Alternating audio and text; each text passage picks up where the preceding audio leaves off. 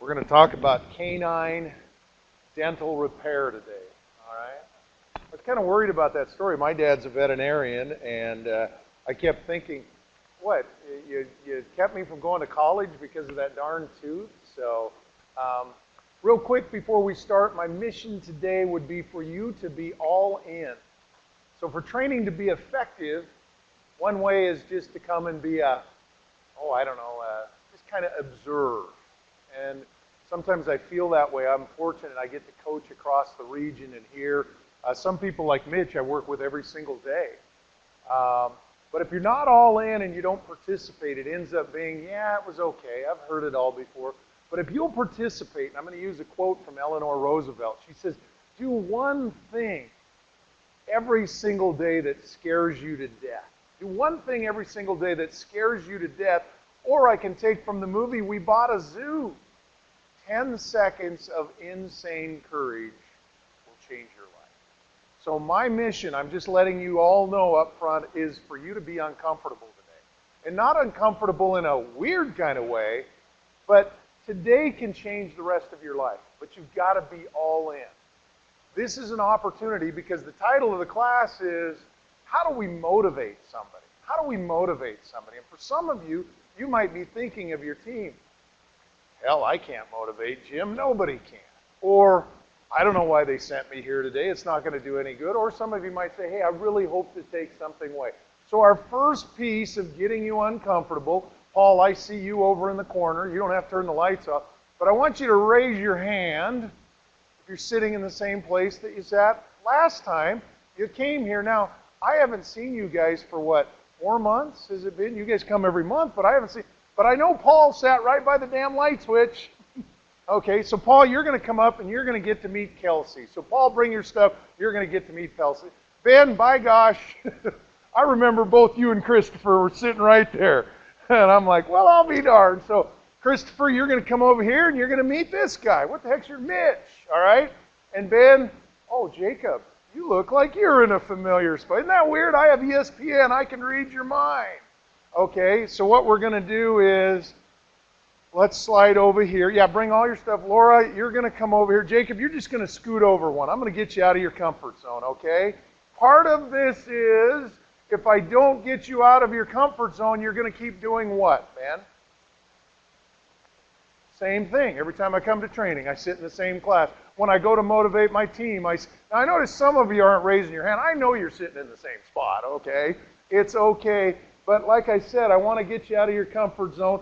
And part of this today, and don't worry, this isn't some freaky thing, but our mission today is to be all in, and we need lots of energy. So everybody stand up for a minute. Stand up. Oh, for crying out loud, he's going to make me stand up. Our mission, at least when we start out, is to have Barb go, what the heck? Okay, everybody just kind of push your hands up. I don't know what this means, but I see football team. Yeah, I love the face you're making. Look at this face. All right, now pivot a little bit. Pivot a little bit. There you go. All right. I feel bad. You got to sit by yourself. I want you to move over here. No, you're not good. We want you to sit right there. Matt, you're going to come up and sit next to Masambi. Let me make sure I say it right. Masimbi. Come up and sit by Masimbi, all right? Real quick, breathe in. Now act like you're really doing it. Breathe in. All right. Clap it off. Okay? That seemed like a lot of fun, didn't it? All right. Real quick, in your groups, I got a group of 3. I got a group of 2. I got a group of 2. I got 2 back here. I want you guys to discuss what's your biggest challenge when it comes to motivating, whether it's a colleague, a coworker, your kids, your family, or at work. What's your biggest challenge when it comes to motivating? Just spend a couple of minutes on this. Morgan, you and Alejandro are going to discuss that. Brenda, now remind me your name? Christine. We got to get Christine a name tag so I don't forget. What's your biggest challenge when it comes to motivating people in your life? And hopefully some of you have come here to say, I got to motivate teammates. Okay? Take a couple of minutes, and you might want to introduce yourself to each other. Okay?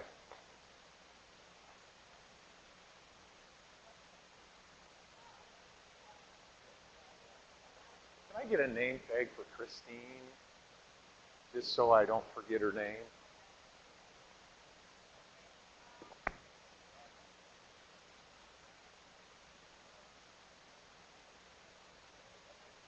Sorry about that. I'll just have you fill in. Christine, I don't know if we have something to write on or.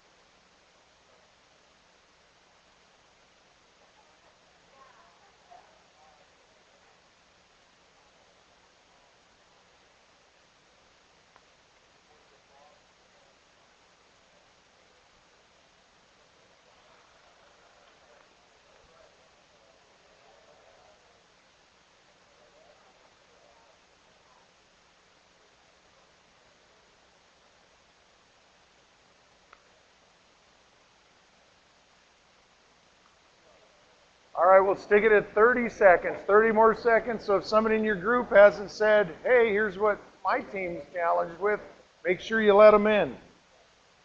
30 seconds.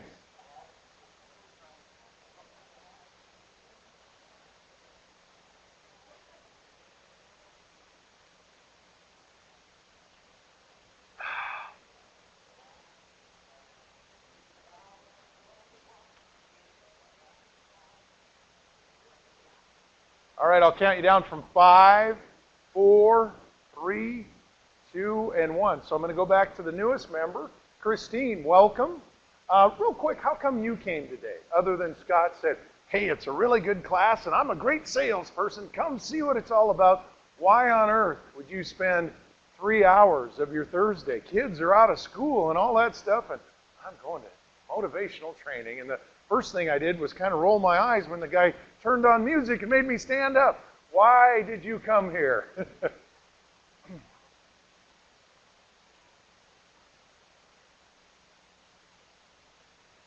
Okay, you lost a bet, in other words, right? That's okay. That happened to me too. I had to train the damn thing.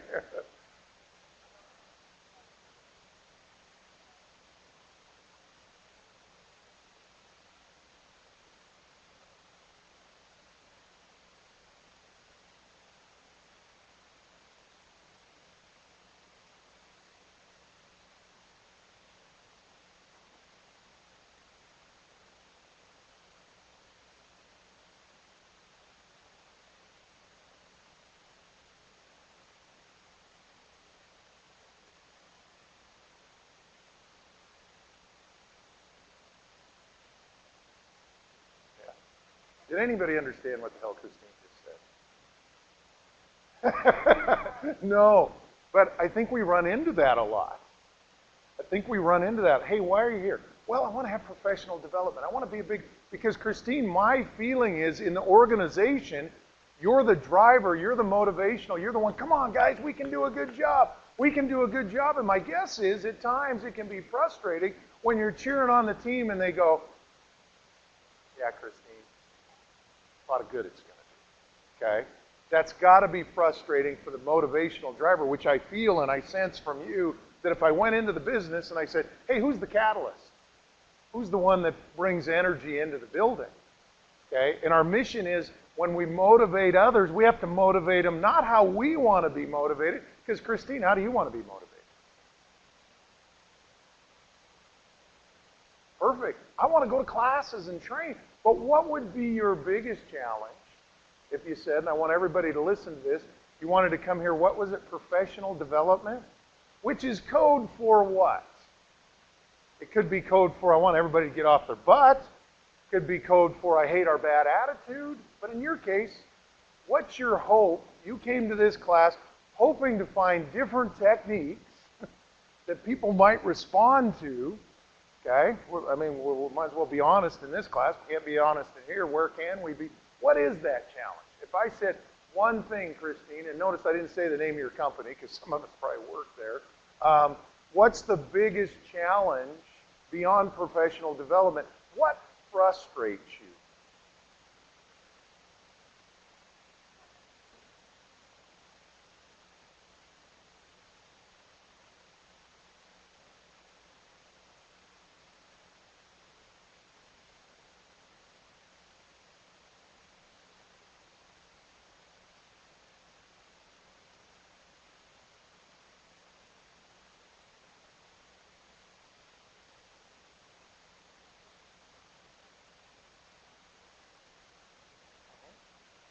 What did you notice, Laura, when you were looking back at Christine and I asked her that question about her body language?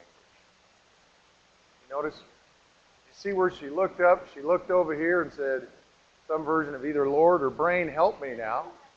Okay? But think about that. It's the same for all of us, right? How do I put it so it's gentle? Okay, how do I put it so it's gentle, but at the same time, where do you guys spend 2/3 of your time every single day? Not a trick question. Where do you spend most of your time, Christopher? Well, Christopher's not a good example. Who spends most of their time at work?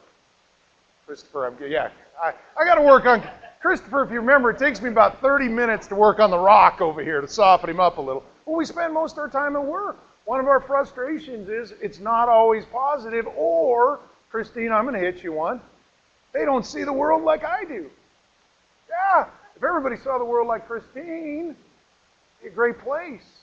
Or some people might say, hey, it's really boring. Let's go to the back row. Morgan. Now, remind me how many of you are from Winco? Just to kind of have a feel. I want everybody just to have a feel in the building.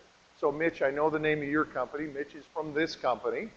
And congratulations to Mitch, by the way. He got a little bit of a promotion. He's a manager now. So guess what he's got to do? Come to training. But let's give Mitch a hand. Congratulations, Mitch. We're excited for you. Mitch likes public recognition, by the way. Can't you tell? Paul, remind the folks where you work at. Okay. So I just want everybody to kind of have a feel. Interestingly enough, we'll all have the same challenges. Christopher, you never have that challenge in your business that Christine said, right? People don't see the world like you. Sometimes they're negative. Sometimes never happens. Yeah, we all kind of have the same thing. But that's our mission, Christine, for you to say, hey, everything you're saying is normal. It's normal. But our mission is, can we come away with a technique or two so we don't sound like William Wallace? Freedom! That works on the movie, but it doesn't work in the office. Because I've got 41% of the people that if I yell freedom in the office are going to go, are we in trouble? The others are going to go, let's go, I love that movie. And now we have an office divided. So we have to think that through. Morgan, how about on your side? Some of the challenges. So if I said to you, what's your biggest challenge?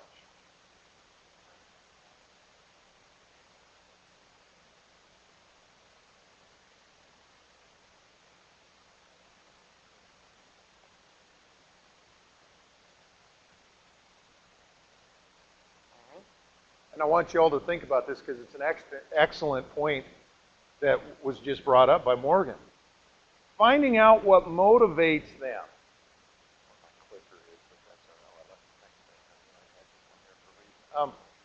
That being said, Morgan, how do you like to be motivated? Okay? Morgan likes to be challenged. How many in here? Now, we got to be careful because some of you steadies will think it's the right answer to raise your hand. How many of you like to be challenged? Hey, come on, let's get it done. Okay. How many of you don't necessarily like that? Okay.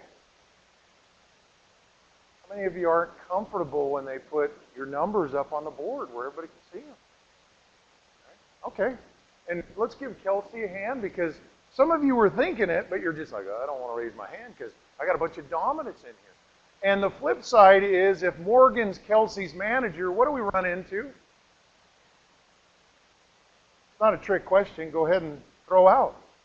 Morgan, I'll have you hit that. Now remember, Kelsey's an awesome employee. And Kelsey, I'm not just saying this. I know from just the little bit that I've spent with Kelsey, she's pretty dang good at what she does. Okay, I know that for a fact. And Morgan, just the fact that you guys are in here, you're in the upper 10%. You're in the upper 10%. If Winco had all employees like you guys, guess what? I wouldn't have a job. I wouldn't have a job. But as the upper 10%, this is somebody we want to keep. Flip side, Kelsey, you're motivating Morgan. How do you like to be motivated?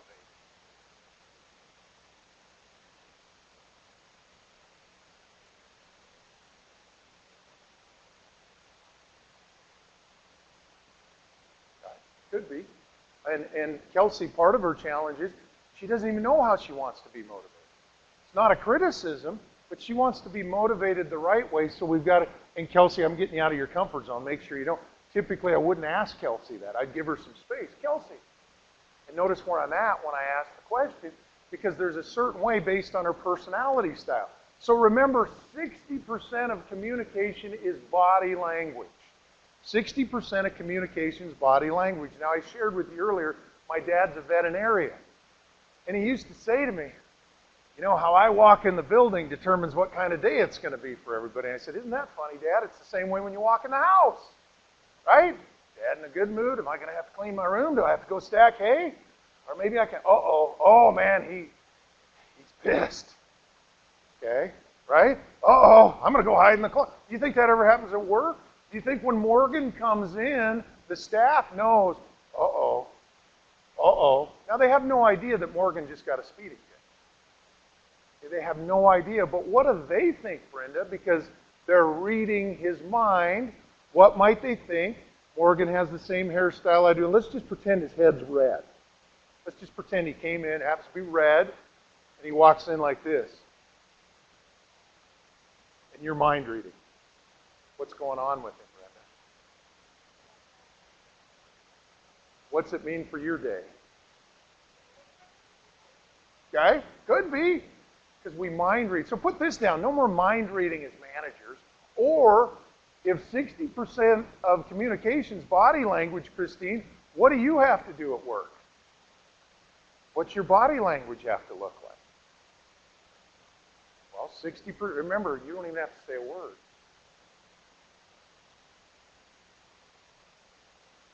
You won't say the wrong answer. Make sure you know that. Okay?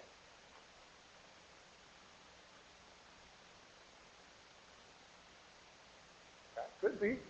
Now, what happens if you're working with, notice all of you that said, I like to be challenged. They might want confrontation. That's our challenge, is to discover, and that's our real goal today. How do other people want to be motivated? Because remember this, you can't motivate anybody. That might be your biggest takeaway today, is you can't motivate. I can't motivate Kelsey. No different than I can't motivate Morgan. No different than I can make my son go to sleep at night or make him study. I think I can. Carson, it's time for bed. Get in there and get to work on your homework. Oh, here's one. You'll like this, Ben. Clean up your plate. I can't, but I can find out what motivates him. My daughter, for some reason, likes to listen and hang out with her cell phone a lot. Your kids probably don't do that. If you have kids, they probably don't like their cell phone, or it's not an important part of their life. But my daughter's unique. She likes to have her cell phone all the time. Anybody else deal with that, or is it just me? I figured it was just me. Okay, I think those cell phones are going to stick. So interesting enough, when I want something done, hey Claire, where's your cell phone? That's all I have to say, and it gets done. Because what I've discovered is what motivates her. What motivates, and again, it's not fear. It's not, because she knows I'm not going to. And she says that. Well, Dad, the longest you've ever kept cell phones for 5 minutes, which she's right. But that's all it takes is, hey Claire, remind me where your cell phone is. And mysteriously, my work gets done that needs to be done because I find out what motivates her. Now I'm going to go back to Christine. She happens to be an influencer. She needs lots of love. So I let her know I love her. Or I love you, but you've got to do this. It's for the team. 33% of communication is tone and tempo. And the reason I'm giving you, some of you compliance in here want to fill in the blanks. 33% is tone and tempo. Now remember this, when you're on the telephone, you lose what? Mitch, you already know this, so I'll just ask you. So Mitch, now you're on the telephone. What have you lost in communication?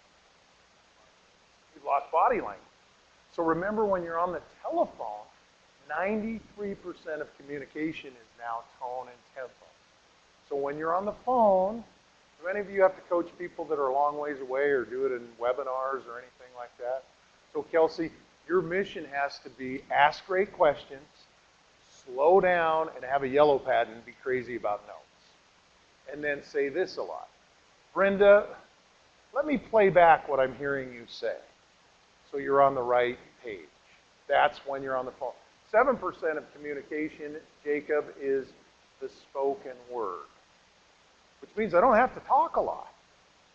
I mean, Brenda, I can even look at you. You didn't say one word, but I know when I said that, you were kind of like, what are you talking about? Okay? Now, I don't know if that's what you thought, but I did see you kind of, okay? So think of 60% is communication, 33%, and so point is, if I ask great questions, and you're doing most of the talking, that means you're listening. So keep that in mind. If you're talking, guess who's not listening, Christopher? The person you're talking to is not listening. So what do you have to get your the team you're managing, what do you have to get them to do?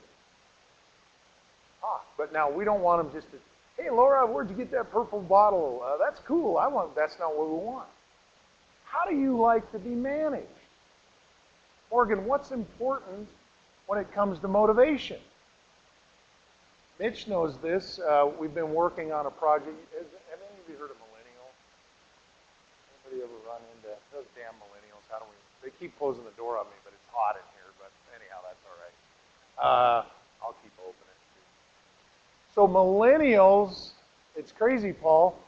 In less than 5 years, they're going to be 61% of the workforce.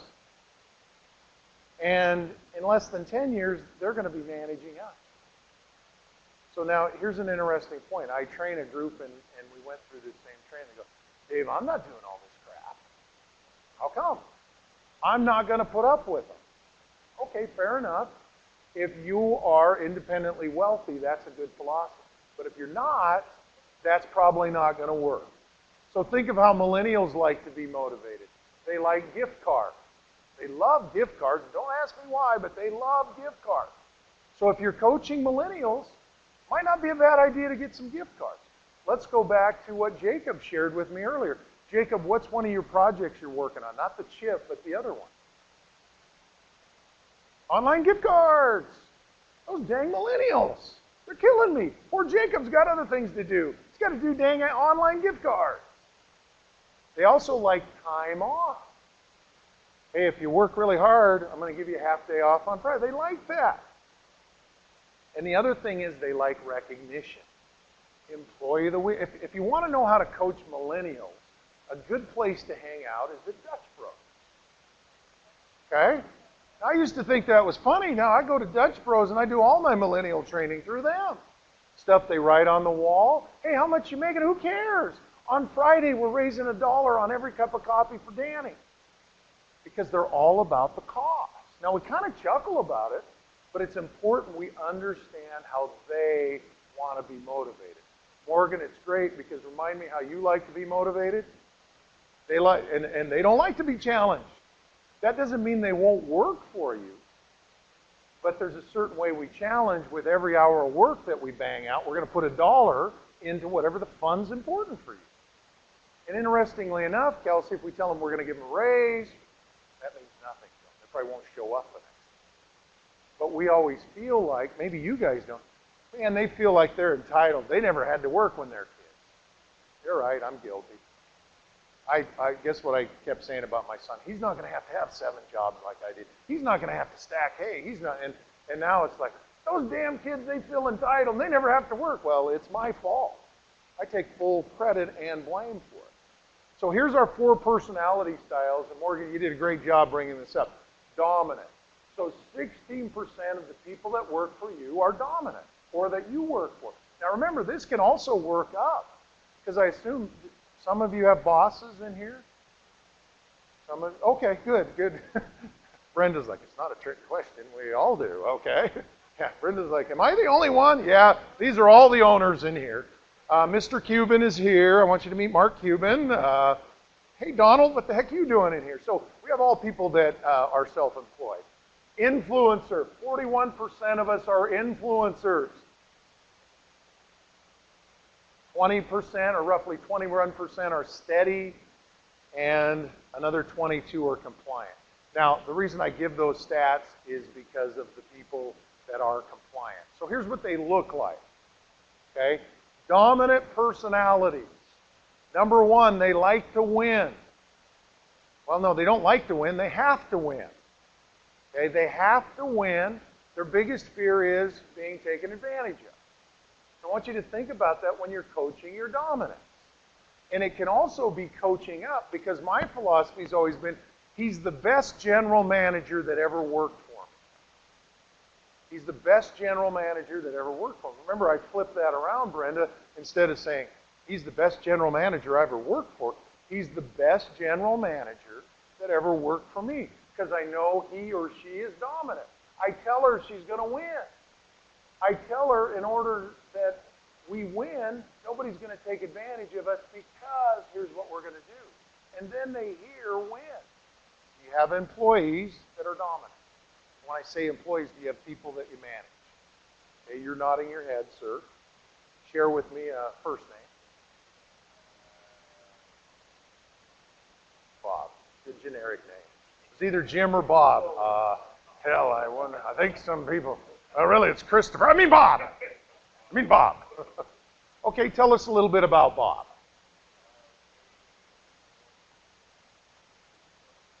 All right.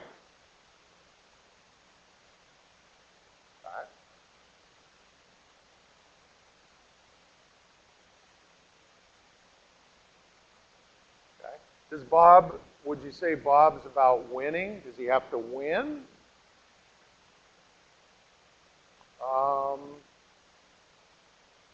Well, let's go personal. So he wants to win. Does he ever feel like he's being taken advantage of?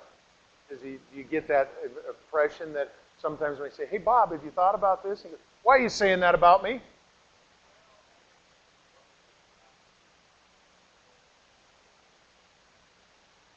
Okay. Okay. Guard.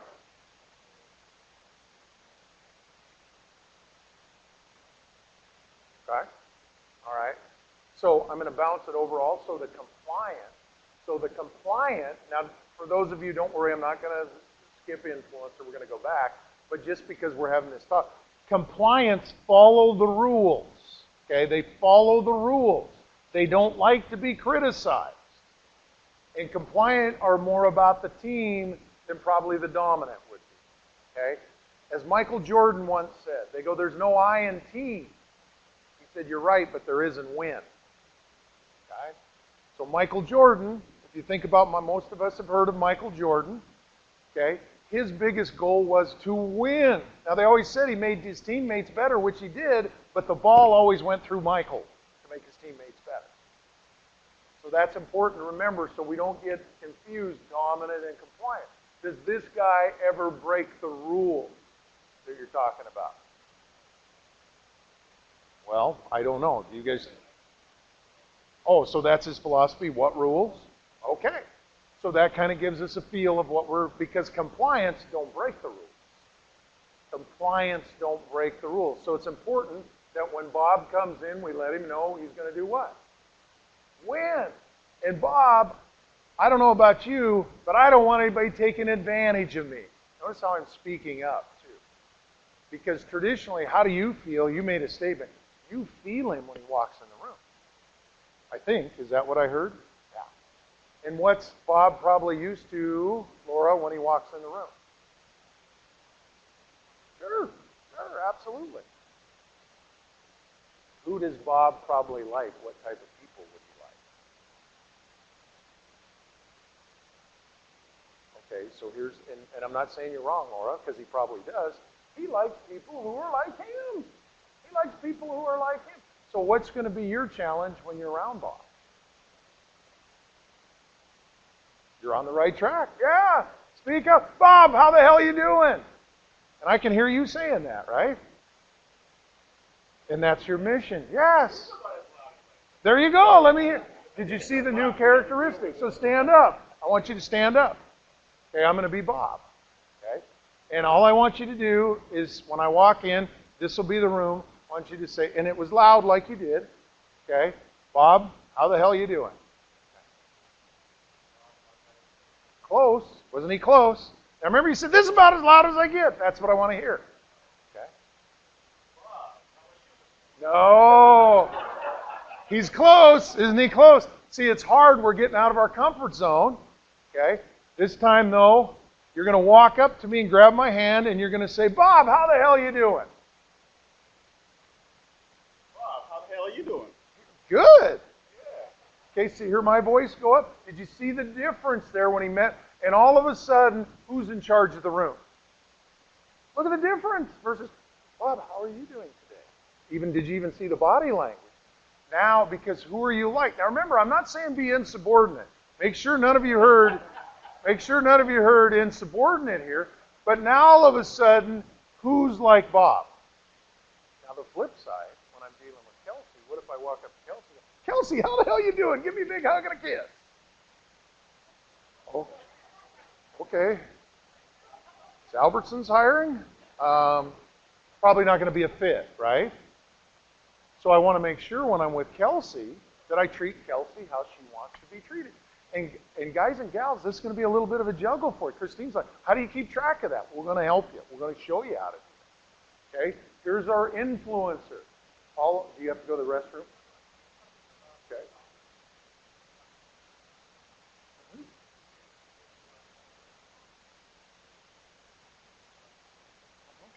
Yeah. Hear that? Guess what dominants like to do? Paul makes an end. They clash all the time. But guess what happens after they get done clashing? They're best friends. But here's our challenge with that. What's it do to everybody in the building? More than uncomfortable, they're working on their resumes. Especially if you have steady. So Paul brings up a great point. So Paul, the coaching on that is we got to get them both in a room and say, hey, you know what I love about you guys? You can have a fist fight, and the next day you're best friends. Good examples, Bill O'Reilly and Donald Trump. If any of you ever watch Fox News, watch Bill O'Reilly dress down Donald Trump. Donald, you're mean to women? You need to back it off a couple of... Well, you listen, Bill, I'll get this done back and forth, and then they're best buddies. Okay, because they're like each other, but we got to bring them into the room, Paul, and share because they can't see that. It's a badge of honor to them, and they probably see it. Well, you know what? We love hard and we fight hard. Well, that's good, but there's only going to be two of you. There's only going to be two of you. So we have to share that and tell them, in order to win and make sure nobody takes advantage of you, when you fight, guess where you have to fight? Off premise. In the fight room. Okay, now I know some of you are saying, well, really? Did they really fight? Yeah, go to the Starbucks or wherever it is, because how are they going to behave in public? What would your guess be, Brenda? How would they behave in public? Do you think that, sure, how do we behave at home? We always say we say things to our loved ones that we would never say to anybody else. But now when we go out to the restaurant, let me open the door for you. I got you some flowers. You got to see the look he's giving you. I'm going to kick your butt. This training's gone a little too far. So, Paul, somehow you have to have that camera. So and for you, Paul, because you're compliant, you're wanting to follow the rules. Guess who you're going to have to become like? Look at the guy right behind you. You're going to have to become, hey, how you doing? But they need to know that they won't win, and they'll be taken advantage of if they don't look at that. So, great question. Remember, on the influencers, they need love. Do you have any people in your building that always want to please you? Go, hey, how am I doing, boss? Boss, am I doing a good job? Hey, do you love me? Hey, how am I doing? Oh, is it good? Just a minute, I've got to call my family and see if they love me. Does anybody have anybody like that? Because that's 41% of the people that work for you. And if you go, no, we don't have anybody like that, you got a boring place. Christine, you'd like an office where people want more love? Because it sounds like we got an office where, and I'm playing back your words,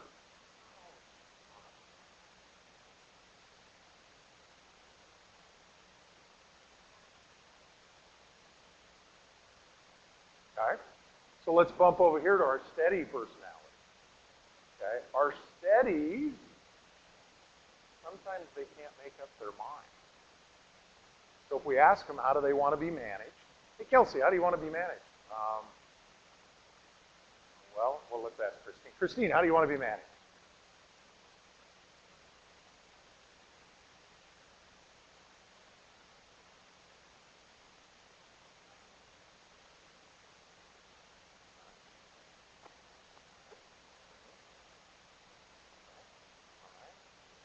what do we discover about our steadies? We need to give them 3 choices because they struggle making up their mind. Not because, and make sure you know if you happen to be a steady, there's nothing wrong with that. You want to give the right answer. And Morgan, that might be frustrating for you because you might be, can't you make up your mind? And it scares them to death. Change is their biggest fear. So when we're coaching steadies, we use the word enhance. Christine, in order to enhance your workplace environment, I want to find out the best way to manage it. Are you a person that likes to be managed with, come on, Christine, let's get her done? Are you a person that likes to be managed just with a board that says, we're doing really good today, not so good today, or medium? Or would you like me to meet with you once a month?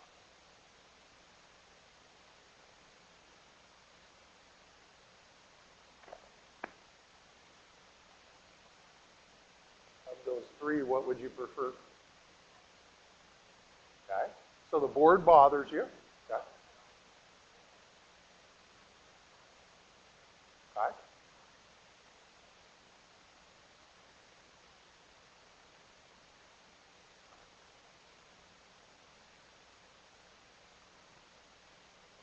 What are we discovering about Christine, Mitch?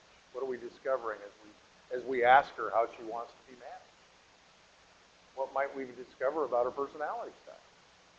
Now, by the way, Mitch is an expert on this. No, absolutely, and I'm not saying that as braggadocio. Mitch studies this every single day, and Mitch's challenge is he has to determine in 7 seconds what somebody's personality is, because guess what his job is? He has to get on the phone and call strangers and ask them for money. Okay? Think about that. What did your parents teach you? Talk to strangers and ask them for money. Wow, that sounds like a fun job, Mitch. Any openings? So Mitch has to pick it up in 7 seconds. So when I ask Mitch what the personalities are, he's going to know right away. I don't expect you guys to pick that up. My hope today is you can say, I think I'm dominant. And Dave gave me a saying. So Paul, you can write this down. My biggest strength is my biggest weakness. However, my biggest weakness is my biggest opportunity. So Morgan, I don't know, but I'm going to guess you're dominant. I'm going to guess. So that's your biggest strength. But your biggest strength can be your biggest weakness because remember, compliant and steady, this makes up 43% of the workplace. You scare them to death. You don't mean to. You're a good guy. But now if we start talking in their language, because compliance, and you guys can write up on here, you can write on your notes on these pictures. They're about the facts. That's what they want, are the facts. Dominant and influencers are about the feelings. Don't get the two confused. Because Morgan's about feelings, Kelsey's about facts. So if I start talking to Kelsey about feelings, whoa, whoa, whoa, it's none of your business how I feel. But Morgan, I say, how do you feel right now? I feel like I'm ready to rumble, or whatever it might be. So let's go back to Mitch. Mitch, what have you discovered about Christine?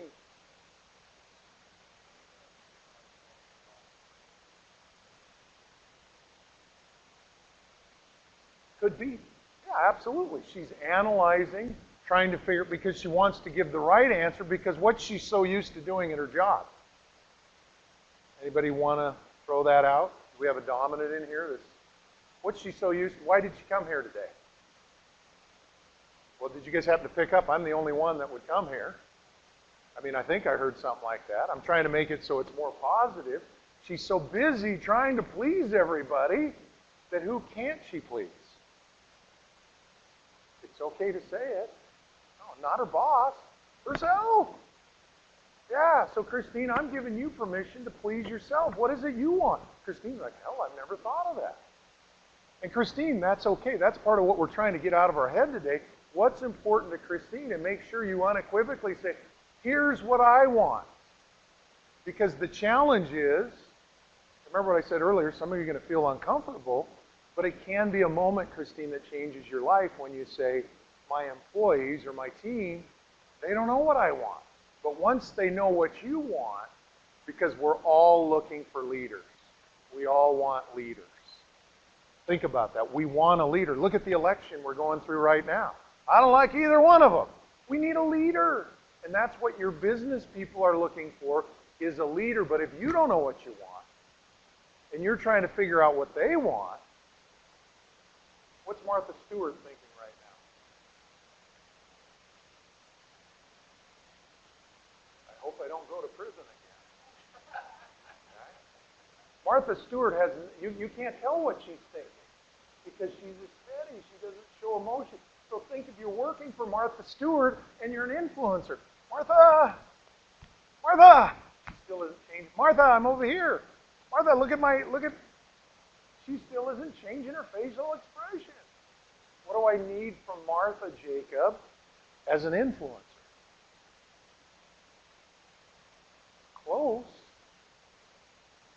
Jacob, what's the word I'm looking for that influencers? There you go, Jacob's like, I gotta say it. Say it again. Love. She needs love.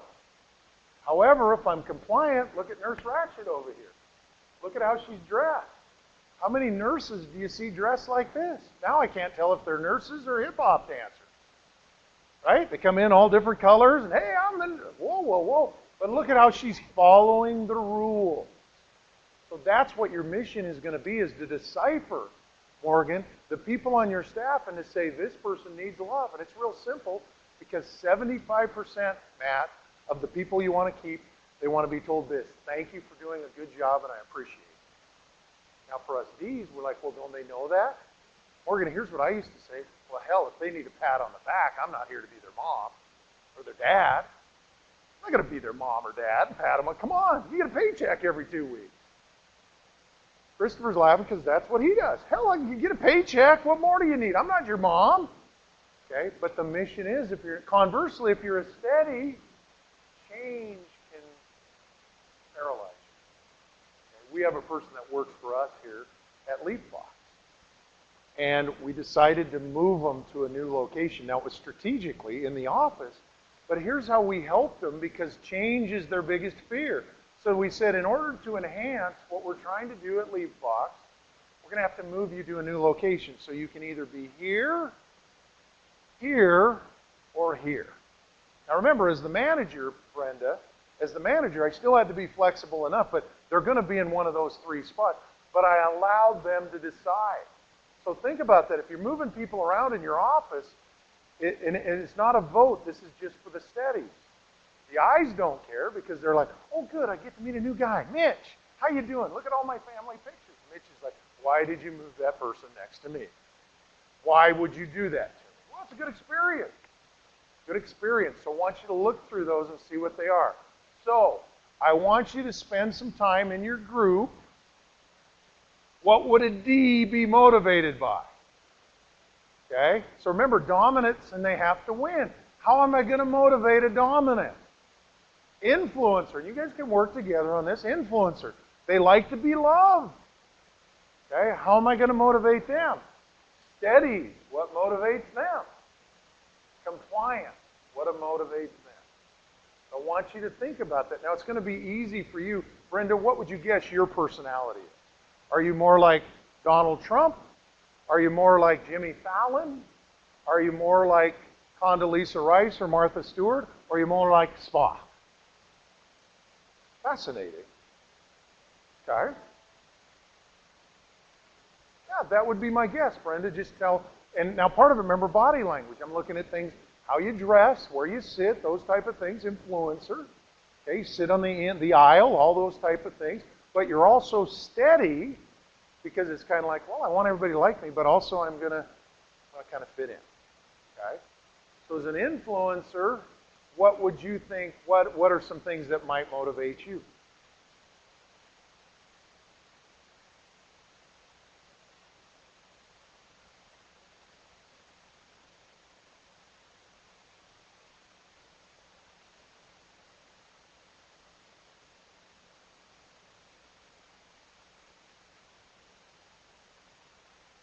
Okay.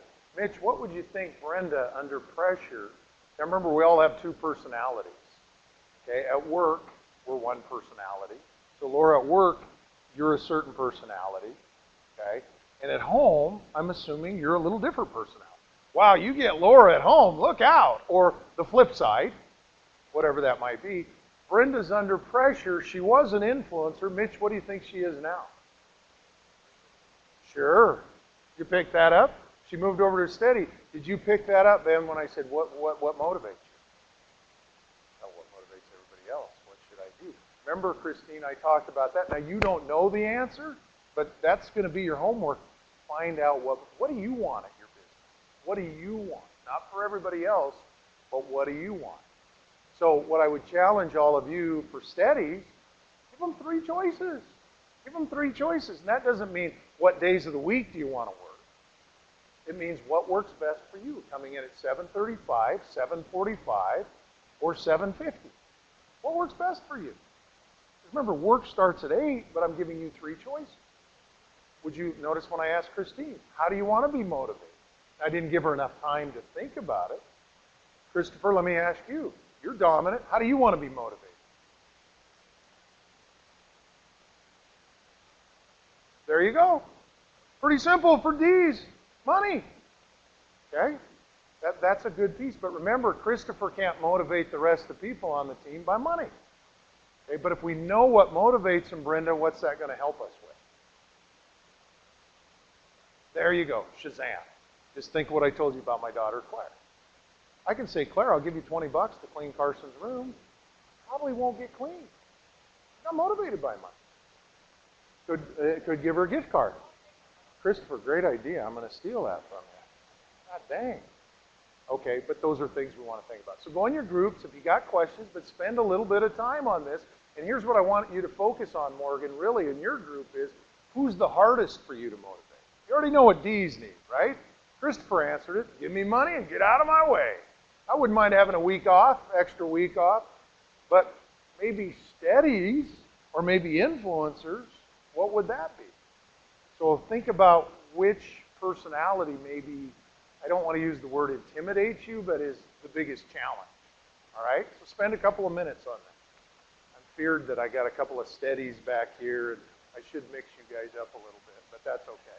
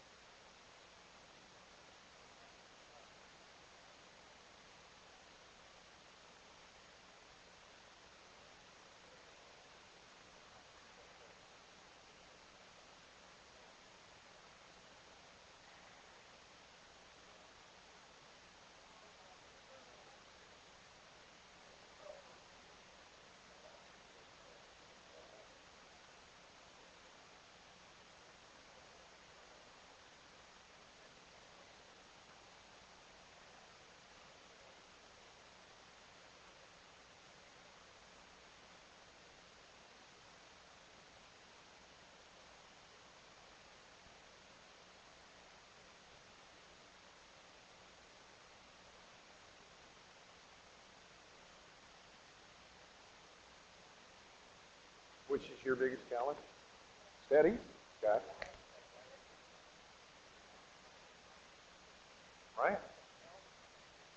Yeah, and they're trying to please you and read your mind. And just like over here, it's like, and I can't be frustrated, but I got to spend time digging in. Okay, because I already know what I want. I know what I want. Here's what I want you to say. Just say it. Crying out loud. But if you think about that, Alejandro, how can I be a good coach and trainer if I'm telling them what to say? Because I can't do what these two do. I can't. I mean, I can be the hardest worker in the world. I just can't do it. Now remember, even if I get, you know, they're not going to be able to do the same kind of work. But if I can get 30, 40% out of them, and I get 4 of them, now I'm getting 120%. I got 120 there versus nothing, because they still want to please you. They just have to do it their way. And always remember this, you scare them to death. It's not a bad thing, you just do. So start giving them more space.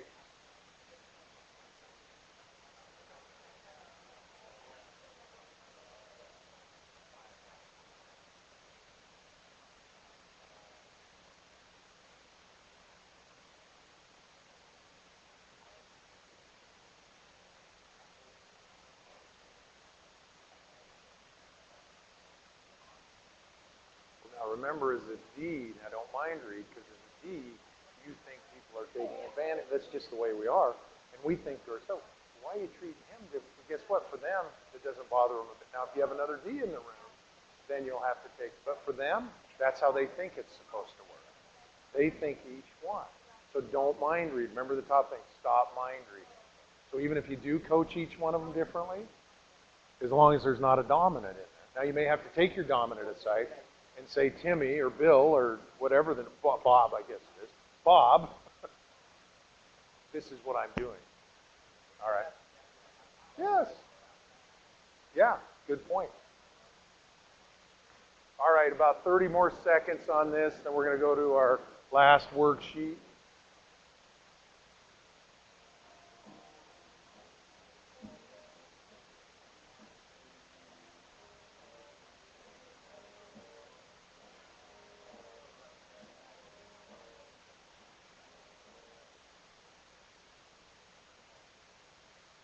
All right, 5, 4, 3, 2, and 1. All right, appreciate you guys going through that. I just got to keep you on pace. Traditionally, I spend, when I train this class, when I travel across the region, this is a day-and-a-half class. I want you guys to know we're going to do it in 3 hours. So we're going to go through the stuff really fast, but I'm always available afterwards. We record the class. So make sure, and for some of you steadies that go, I don't want to raise my hand in here, that's okay. Come and get me during a break, okay? I'll see you even if you kind of stand back and I'll come over to you and say, hey, I get the feeling you have a question. Morgan brought up a great point. As D's, our biggest challenge is steadies, and then we feel like if we're coaching everybody a different way, well, they're going to think I treat them differently and they're going to be mad. Okay, remember, that's called mind reading. But Morgan, the story that jumped out of me when I was playing ball, I was a captain on one of the teams, and I remember my coach taking me aside and saying, look, I'm going to chew your butt out today. I need you to know you're doing a good job, but if I go after the alpha and chew you out, so I need you to know what's going on. Then I was like, okay. And I act, oh, coach, no, I suck, let me run. But the point is, if you let the D's know that they're not being taken advantage of, then it's okay. But if he'd just started chewing me out just to make a point, then I think, hey, I quit, I'm going to, because I got to win, and I don't want anybody taking advantage of me.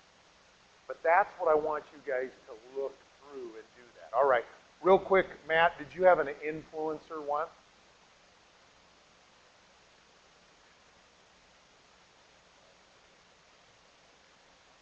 Wow, let's give Matt a hand on that, Matt. I love that. I love that surprise. Did you hear that? A surprise. I love surprises. That's awesome. Okay. Now, I happen to be, Christine, I'm an influencer under pressure. I'm a dominant, when you probably didn't guess that, but dominant, but under pressure, I'm an influencer. And I want to be treated that same way. So when I do something nice for my wife, I'm always like, well, is she ever going to do anything nice for me? That's why I'm like, man, surprise me. So excellent idea for the eyes, surprise them. Christopher, I'm going to challenge you. Now, the great thing is I got a D and a compliant up here, but I think you both have some C. What did you come up with for a compliant? How do you motivate compliant? Okay? Okay? And it could be, here's how I motivate them. I just write down what their expectations are. Okay? Compliants don't need a bunch of feelings. They just need to know. Fact is, Mitch, share with me on your wall, don't you have a list of, I don't know if it's I mean, Mitch has a lot of lists on his wall. C's have a lot of lists, but it says, here's what's going on, and I'll ask Mitch, hey, want some tickets to a ball game? Want to do this? No. Hey, Mitch, want to be my best friend? No. Now, it used to hurt my feelings, but that's compliance. That's just the fact. Now, occasionally, out of the blue, Mitch will say, hey, I wouldn't mind going to a ball game. Can you get me a ticket for it? Oh, man, I'm all down. I'm like, yes, he loves me. Okay? It's not that he doesn't love me. It's not that it's just that's the way it is. So I would say with the compliance, the most important thing for a client is to list a client. Compliant is to list out the expectations. Because as dominants, we think they should know what they're supposed to do. Don't they know? Didn't their parents teach them? Their parents taught them that they do the list, what's expected of them. If they don't know what's expected of them, they're trying to read your mind, but they can't. Paul, what'd you put for steady?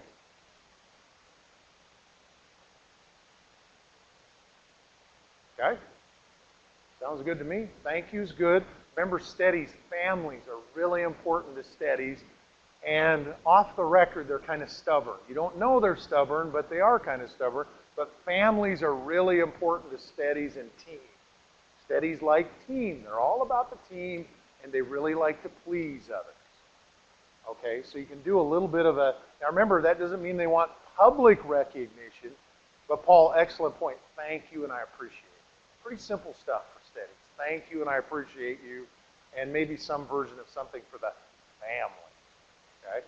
What'd you put down for dominant?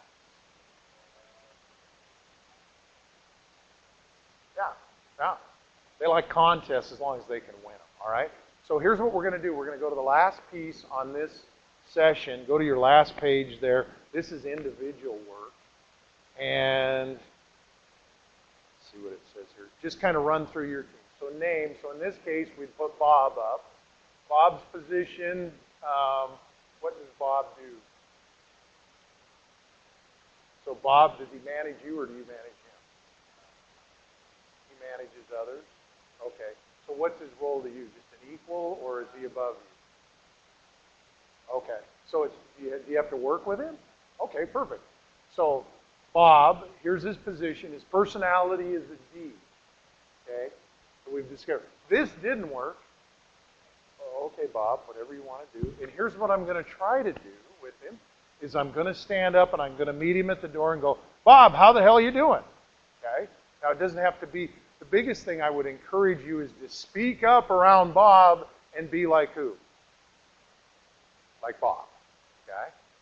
So go ahead and put, I'll turn that light. You guys have this list in your notes here. Just kind of run through that real quick.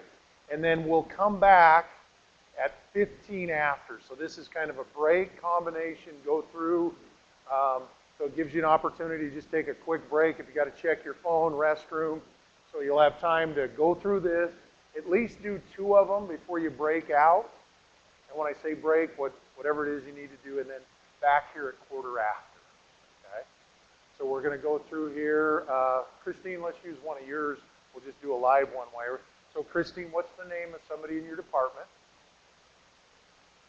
What's one of 3 names, Christine?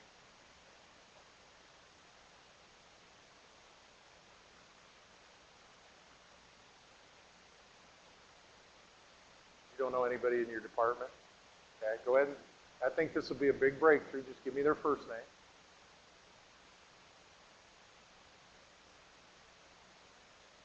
Okay. So Jane's, what is Jane's position?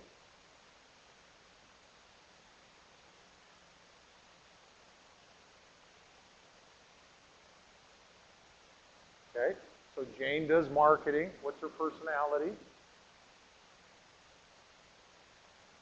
So is she Martha Stewart? Do you try to guess what she's thinking? Is she Jimmy Fallon, the funny person?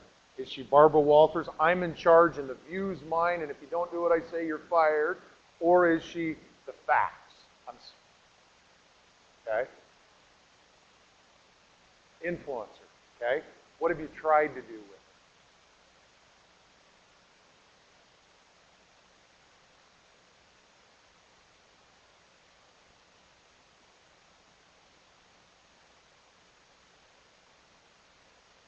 Okay.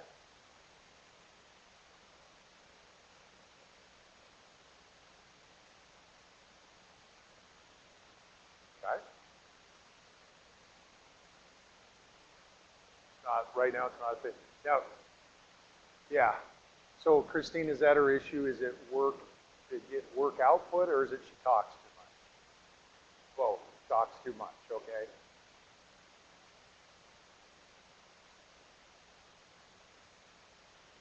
Okay. Perfect. So, what we want to use, we're going to use the strategy. What was her name that we made up? Jane. Jane. Jane, that's not like you. So you'll need to write this down. Jane, that's not like you. Now think team, okay? In order to get where the team needs to be, I would love for you, so we're using 3 things. 1 is that's not like you. 2 is the team, letting the team down. would love for you to do this. Now you're going to ask her, Jane, if you don't get this done, okay, what do you want to see happen if you don't get it done? Okay? I always ask her this because she's an influencer. Christine, if you do get it done, what's important to you?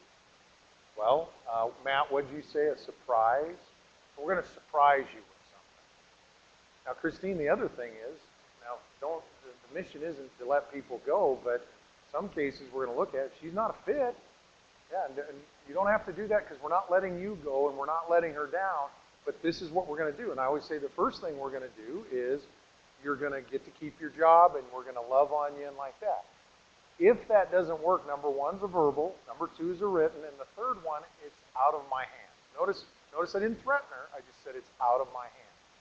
But coach her up this way. Number one, it's not like you. Number two, you're letting the team down, and I would love for this to happen. Okay, so let's use that technique and go from there. Now, Christine, my gut is, and I don't know her, she's probably not a fit. And you guys all know that deep down. You're all huddled up and going, oh, well, but look, she's such a nice girl, and she gets coffee. It's really good coffee. But remember, your team's looking to you as a leader, whoever's the leader, to do the right thing. And that goes back to you, Morgan. In some cases, they're looking to you to do the right thing. They're like, well, that's part of being a leader. You have to do the hard thing.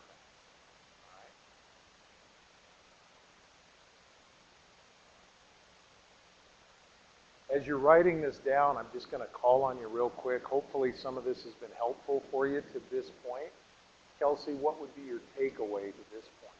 Early on, it said, here's one thing I've taken from this first module that they've done. Just one takeaway.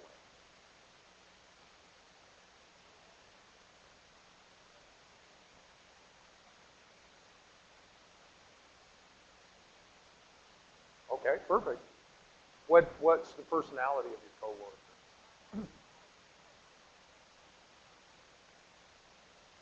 Influencer. Okay, good. Now you're close. Not good job. What do you got to tell them? Okay. So think about for Kelsey, what's going to be difficult? What's she got to tell the influencer? Okay. Now, that'll come up to you and go, Kelsey, I love you. That's a little weird. Okay. But Kelsey, I love how when you come to this class, you sit in the front row, and I know you come here to learn. I love that about you. Okay, do you see the difference in that? So that's what you're going to try to do is, what is it you love about that person? Now, and you have to, you can't, Kelsey, I like that you're, because that's how you want to be treated. Okay? Kelsey, I like that you sit in the front row. I like that you're early. You always sit in the same place. I like that. That's okay for you, but they need to hear love. So it's important that we say, that's what I love about you. Okay? So I don't want Val Davis calling me up and going, hey, we got some HR issues, Tester. You told, okay. Does anybody know Val by this way? Okay, one of you knows Val. She's a good gal to know. We went to college together, so I get one get out of jail free card. Okay? Val's awesome. Okay. All right, let's slide over to Christopher real quick. One takeaway, Christopher.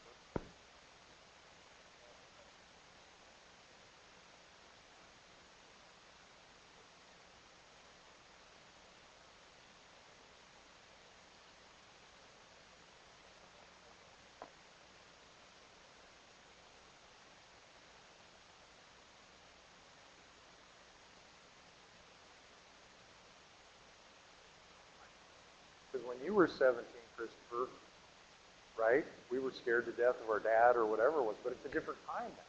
It's a different time. And remember, there's different influences, but if we can find out what motivates them, it's the most amazing thing in the world. But we got to spend some time with them. We got to spend some time with them. It's kind of like what Christine said about Jane. Man, she's the greatest girl in the world and all this stuff, but you know what? If I can't find what motivates you, you're probably not a fit.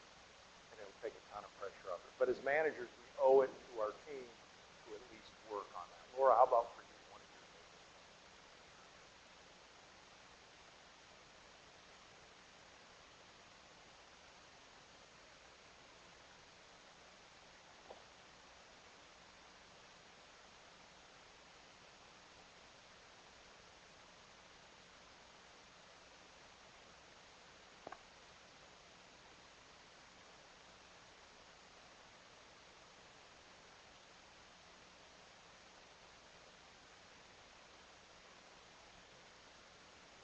work.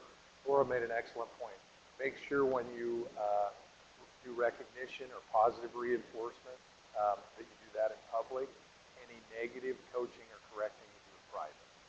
So if you've got to chew somebody's butt out, do your best not to CC their boss. Do your best not to do that. However, Laura, excellent point. There's nothing that you can do any better than, because guess whose attention they're trying to get? Hey, Val, don't you see me? Or whatever it is. And then you put on there, hey, man, Christopher in class, he went above and beyond. He participated. And I just want to tell you, he motivated me to go a little further. And that means the world. All right? So TV timeout, 20 after. I changed it from 15 to 20 because I know some of you. So back here at 20, you'll hear the music rolling about 19, and that'll be your cue that we'll move on. So we're going to plug on. We'll be in the next section when you guys come back. And if you have questions, I'm here to answer. Right, absolutely. So look at your steady. Yeah, but isn't that interesting how that changes down to that? Yeah. Are you more of a pleaser at work?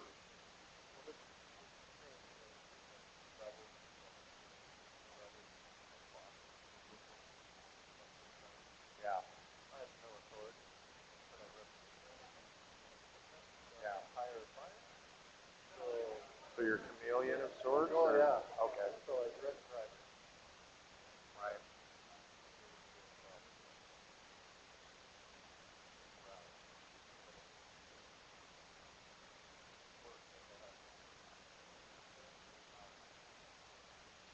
Yeah.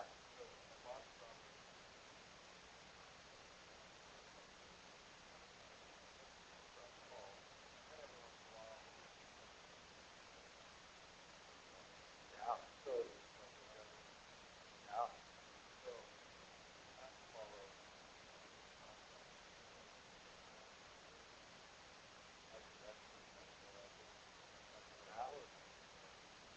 Think about, and I just bounced this at you, who are influencers that work for you?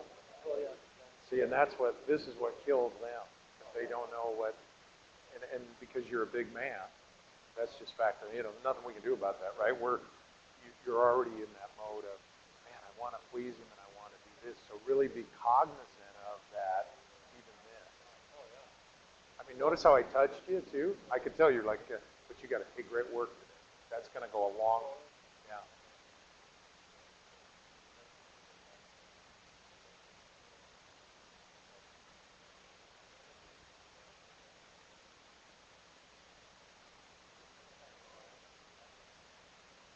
Yeah.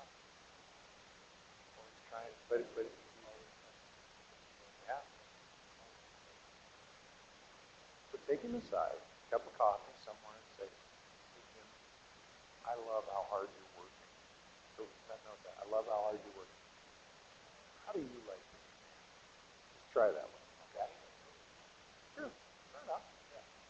But I mean, that will mean, because guess what? He's got no one else. Just ask him that. Just go, hey, how about this? Let's try this one, Christopher. What's his name? Hey, Stu, I just went to this goofy ass training. So you could have practiced something on you. I mean, that's what I love about you is that would you allow me to do that? Yeah, hell yeah, yeah. How do you like to do that? Yeah, but let's practice. But let's practice that. Okay.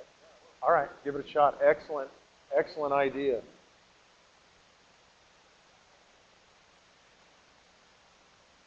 So Kelsey, what have you been up to lately?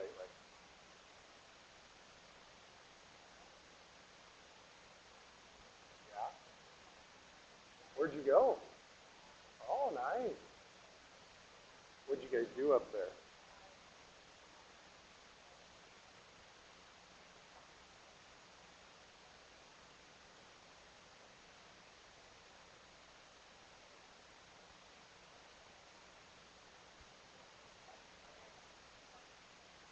Yeah.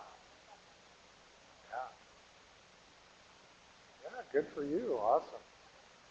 Um, just kind of traveling around doing coaching and training and trying to figure out how to scale my book and what I do with it because there's only so many of me. That's the hard part. My son's a freshman in college at the U of I, so I've been spending a little bit of time when I can run up, go see him on a weekend. And then my daughter's a junior in high school. She goes to UK. And right now my wife is teaching a little bit there. We're filling in. She's teaching political science. There's a instructor. He's going through some chemo treatment, so she's just filling in for a few months. So she's enjoying that, but she's usually pretty involved in the business. So yeah, so I'm kind of flying a little bit solo, but so far no complaints. It's all good. Just till semester. Yeah. So, and she likes it. I mean, that's the good thing. If she didn't like it, because she's got to get up early and do a little bit of this and that. But yeah, we've been blessed. So, yeah, grade paper, good point. Seniors, AP, yeah. So, and one of my uncle is a U.S. senator, so he can't come in and do it live, but he's gonna do a virtual, yeah, for them. So they're all stoked about that. So yeah, it'll be fun. Didn't I say 20? Is that right? I'll go till 25.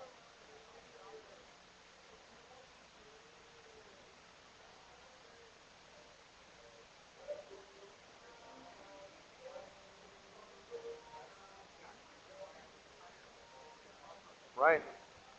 So now you bring them in. Now remember, you got to become a D. So that's going to be the hardest thing for you, Paul, is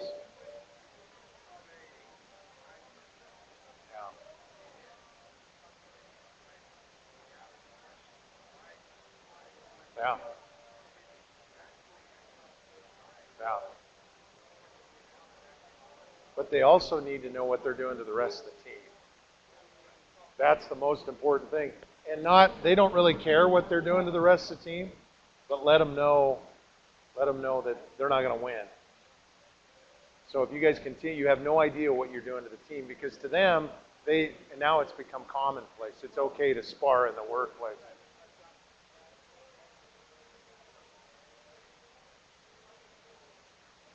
Yeah, yeah.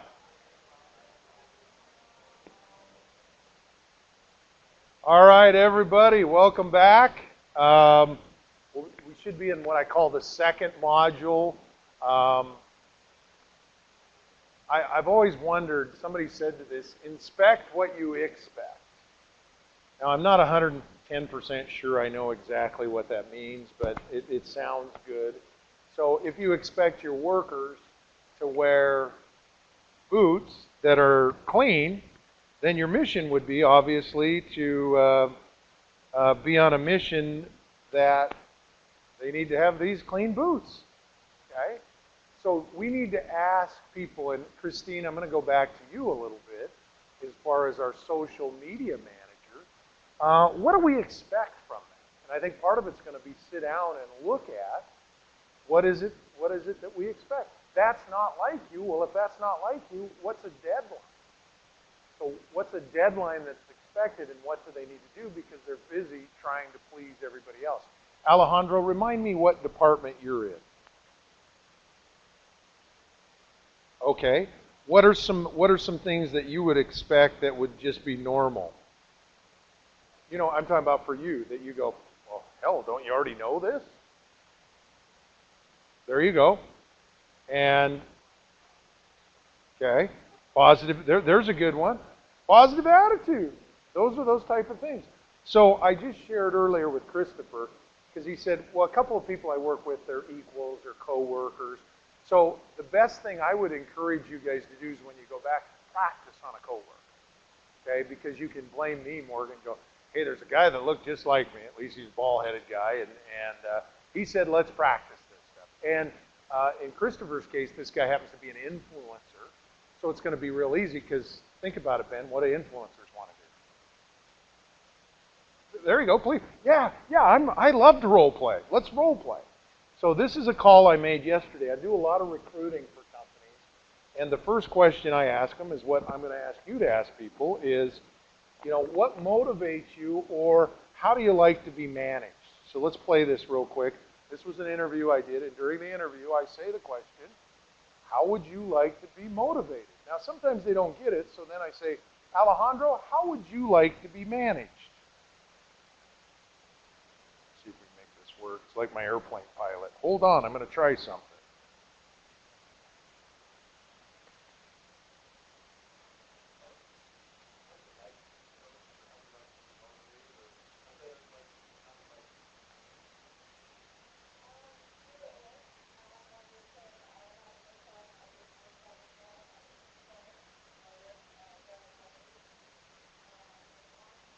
Did you hear that? I'm a team player and I work well with others. So now what are we hearing personality style? Who's a team player, wants to fit in everywhere? Okay, steady. So we're writing these down. We're taking notes. Steady. What's important to them? They don't like change. Okay, so these are things that we notice. We're listening to what's not being said. Mitch is really good at this. So if any of you, when you get done, say, hey, Mitch, how do you listen to what's not being said? We listen to things like, I'm a team player. I fit in.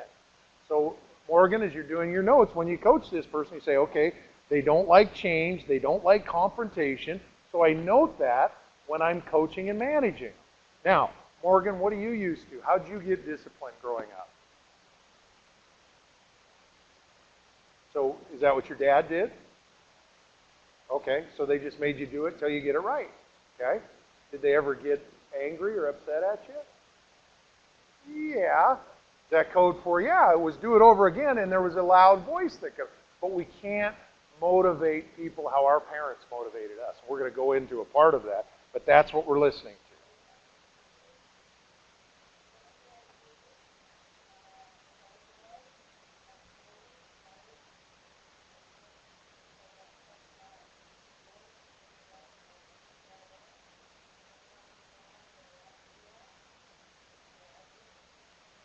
Okay, what would that mean? So Brenda, she wants to get knowledge and grow. What would that mean to you if you were going to manage this person? What's important you do when you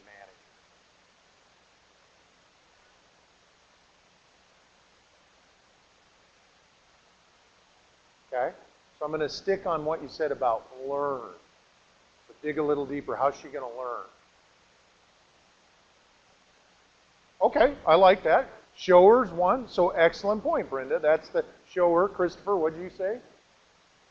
Train is really important for this person. You've got to train them.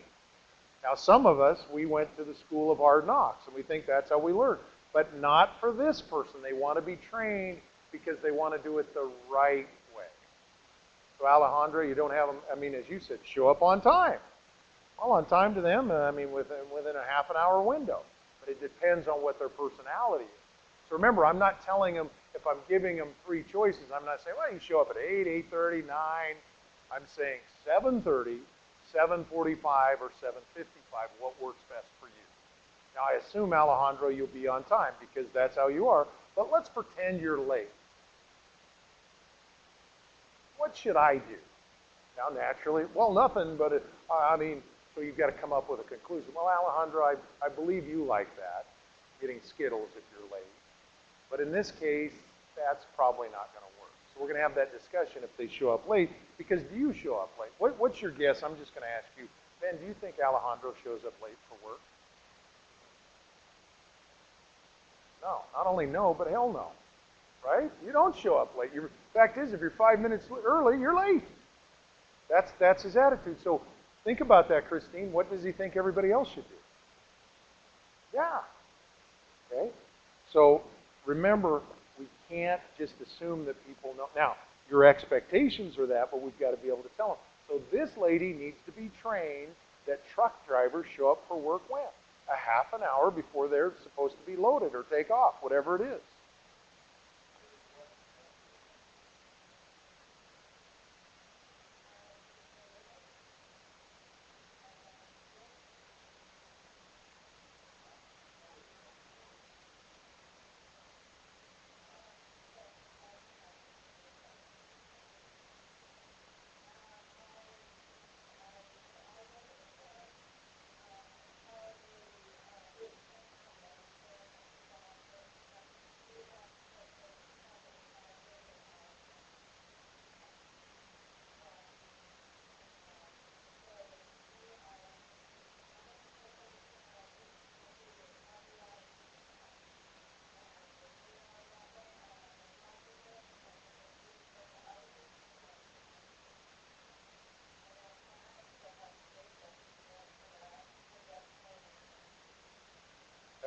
Morgan, what did you pick up when I asked her? I get the feeling that's happened to you. I mean, did you hear what she said? It wasn't just random. She didn't just say to be treated like a 2-year-old. She didn't just randomly go, I don't want to be treated like a 4th grader. Yeah, that sounds good. So I said to her, I get the feeling that's happened before. What did you notice about how much I talked after that? Did you hear me say a word after that? And it's hard. Now, I have a studio at my home, so I just turned my mic off. So I was talking to her a whole bunch. She just couldn't hear me because I like to talk a lot. So I just turned my microphone off. But it's important, Brenda, if you heard, she got to explain what happened. How does she like to be criticized? In public, with everybody there? What the hell's wrong with you, Laura? You screw up all the time. That's happened to her. So we've got to be able to discover that and ask the question, and Matt, be patient enough to say things. So what did I hear, Christine, that wasn't being said? What was it that I heard when I said, what don't you like?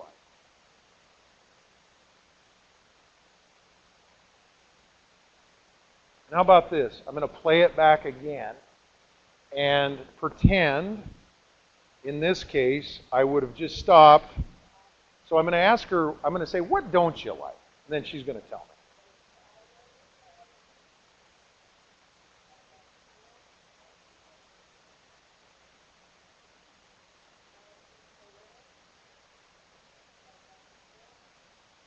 Now let's just say I would have stopped it right there. Being little like I'm a 2-year-old. Christine, do you like to be treated that way? There you go. We start reading the mind. Okay? I'm like, and Matt, part of me was like, well, how's a 2-year-old treated? I'm like, hell, I don't even remember. I'm like, seems to me when you cry, people come running, they bring you food. I kind of want to be treated. I kind of want to be treated that way. But Christine, I listened to what was not being said because I thought to myself, where did she come up with that? And that's what you have to listen to, because now is when she's going to tell me, Morgan, what's happened to her in the past.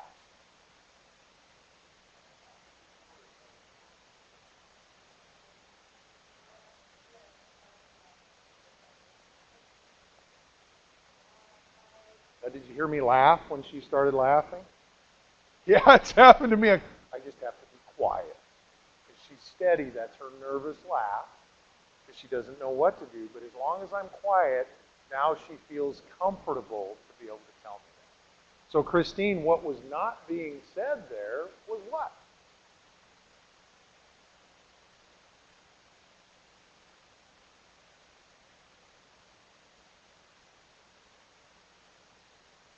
How do you, and now you have to mind read a little bit, how do you think it made her feel?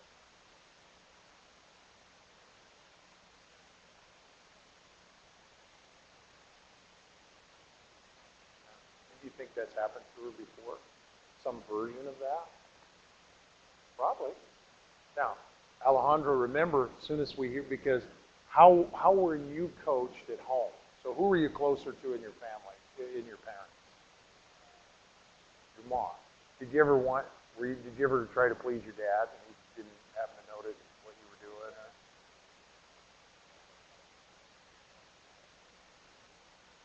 Yeah, and yeah. And did you have to try to guess what he wanted you to do? Well, of course he did. His dad's out washing trucks. What did Alejandro do? Well, hell, I better get out there too. Right? Hell. Okay? A lot of us men have to deal, ladies, I can't speak to you because obviously I'm not a lady, but for us guys, we're still out there trying to please our dads. Hey, if I get there early and I get the truck, I think dad will be happy. But we got to leave dad at home. That's the hardest thing because we got to leave dad at home. Because remember, my dad was, well, heck, you and I might be related because my dad was the same way. I mean, I still get nervous on Saturdays if I'm not working. And Claudia goes, what's wrong with you? And I go, well, you think my dad's mad? She goes, you're 52 years old. What's wrong with you? Well, I still carry that. And guess what I think everybody else should be doing on Saturday? Well, if I'm working, what should they be doing, Alejandro? You're probably not like that with your crew, are you? Hell no. No, I'm not at all. All right, think this. Attitude reflects leadership. Attitude reflects leadership. So it's important that you lead, and Christopher was sharing an interesting point. We were looking over his DISC assessment. And I think some of you or all of you got DISC assessments. I can't remember from the last time we went through it. But when Christopher goes into the office, his steady goes way up. So he becomes steady, and part of it, in the role that he's in, he's got to be a chameleon. Okay? And not a chameleon, I'm dominant, oh, I'm an influencer. It's just he can't show a lot of emotion because of the people that he has to serve. But the challenge with that, Alejandro, is there's another group that's looking for Christopher to figure out, well, is he happy? Is he sad? What is he? So this is real important. Your attitude reflects leadership. So I feel like if my company has a bad, people say to me, everybody's got a bad attitude there. I say, who's the leader? Who's the leader? Now I feel like, and I don't know a lot about Winco, but I've been blessed to be able to coach and train you guys for the last couple of years. Val Davis has been a dear friend of mine for 30 plus years, and she's worked at Winco. I mean, I think right out of college she went to Winco, so I think it's a pretty darn good place to work. Now, I can't speak to your company, Christine. I've just had the honor of meeting you today. Mitch, I think you work at a pretty darn good company. So I think there's a pretty good attitude. But the mission is we've got to coach our people to be leaders without a title. Okay? I coach ESI. In fact, I think ESI builds a lot of your buildings. But one of the guys that I spend time with is one of the vice presidents. Yesterday, he went and showed me built Sensi. So he took me in to introduce me to the owners of Sensi. And while we were walking in there, he was picking up trash. Picked up a can, saw a piece of paper, and he doesn't have a title there, but that's his attitude. So maybe coach your team up, do the right thing when nobody's looking. I don't know what that is, Alejandro, but do the right thing when nobody's looking. If they see you model it, because guess what I do now, just because I've seen Mike pick up trash. I almost feel guilty when I walk by. I'm like, oh, hell, Mike probably watched. And now my daughter, the other day, we went out to eat, and she stepped on a piece of styrofoam. I said, hey, let's pick it up. What do you mean, Dad? That's not ours. You're right. She's right. It isn't ours, but we pick it up. So attitude reflects leadership. Now, when you take this back, here's going to be your biggest challenge. And Christine, can I have you flip that light switch? Normally Paul's in charge of that, but I moved him to the front. Thank you, Christine, so much. No, turn them both on. So I started, I don't know if any of you listen, but I started Bob FM, the radio station here in town. I started it in 2007. So I used to be a spokesperson for a company that was called Paul's Markets, and they're not around anymore. You guys know that. But I used to do this commercial with donuts in there. So I was known as, I used to be the sports guy at Channel 6, but now I'm the donuts guy, okay? A good title to have. So every Thursday I would bring donuts in for my staff, just to kind of motivate them. Okay, I'm bringing donuts in. So in October, this month is Healthy Heart Month, and my wife is a health coach, and she said, hey Dave, for the month of October, would you do carrots and vegetables? I guess carrots are vegetables. Tomatoes and vegetables. How's that sound? So what I wanted to tell my team was, what I wanted to tell them is, I'm trying to please my wife, and for the month, here's what we're going to do. We're going to do healthy vegetables, but I'm going to bring back the donuts. So that's what I wanted to tell them. So I want you guys to think about what you want to tell your team. Now, here's what I really told them. Here's what I said. I went, there's no more donuts on Thursday. We're going to eat healthy. That's what I really said. Now, you guys can imagine this. It got lost in translation. So, Paul, what do you think my team heard when I said there's no more donuts? What do you think they heard? Okay, there's one. They're all fat. Christopher, what do you think they heard? I'm mad. I love that one. Laura, what do you think they heard? Okay, you were going to say that. What do you think they did? What did we do wrong? Okay, so you guys are all right. I don't know what they thought, but here's what they thought is Tester's cheap. That's what they thought. Now, guess what they told everybody else when they went out for their clients and stuff? They said, first the donuts, next is payroll. I don't think you can keep this thing going. Okay, so from my wife saying to me, hey, I want you to have healthy heart, because remember, I was trying to do a good thing, Brenda. I was trying. I mean, I thought it was kind of dumb, but I was like, oh, okay, well, whatever. Okay. But that being said, Alejandro, look what the message was. So the same thing can happen to you. It's called lost in translation. So what we do, Christine, when we talk to Jane, when we get done, we're going to say, Jane, play back what I just said. So we're on the same page. So write that down when you go through this. Play back what I just said. Because you might be on the wrong page, and what it will force, Morgan, what it will force you to do, slow down a little bit. Because remember, you have a message. Okay, he's steady. I got to give him 3 choices. It sounds like this. All right, Laura, I went to a training. You're steady. I got to give you 3 choices. You want good, bad, or bad? Hurry up, make your mind up. Okay? What's wrong with you? This was supposed to work. Now play back what you just said, and Laura's going to go, I don't know what you said. Now we're going to go through it. We're going to think it through first. So I have somebody that works for me for a steady. Morgan, what's your biggest challenge with this person? What's your biggest challenge? Okay, slow down. Okay. Okay. Now they may not need it simplified. They just need more space. So see how I'm giving you space? They need more space. Give them 3 choices. Remember, to them, 2 choices is not a choice. You're going to back them in a corner and I'm not going to make a choice. What's everybody else think? Whatever Christopher said, I vote on that. So what would be an example of something you need them to do? Okay, take care of the counter. Tell me more just so I have a feel.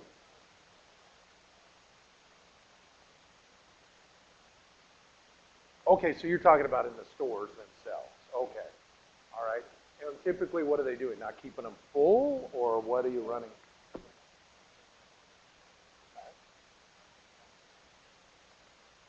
Okay. Okay, and we're in the meat department, right? The cutters, what they are. Okay. So we can ask them, what's going to work best for you to help our rack runners? Is it going to help you to either check in with them? So let's say the rack runner's name is Bob. Hey, Bob,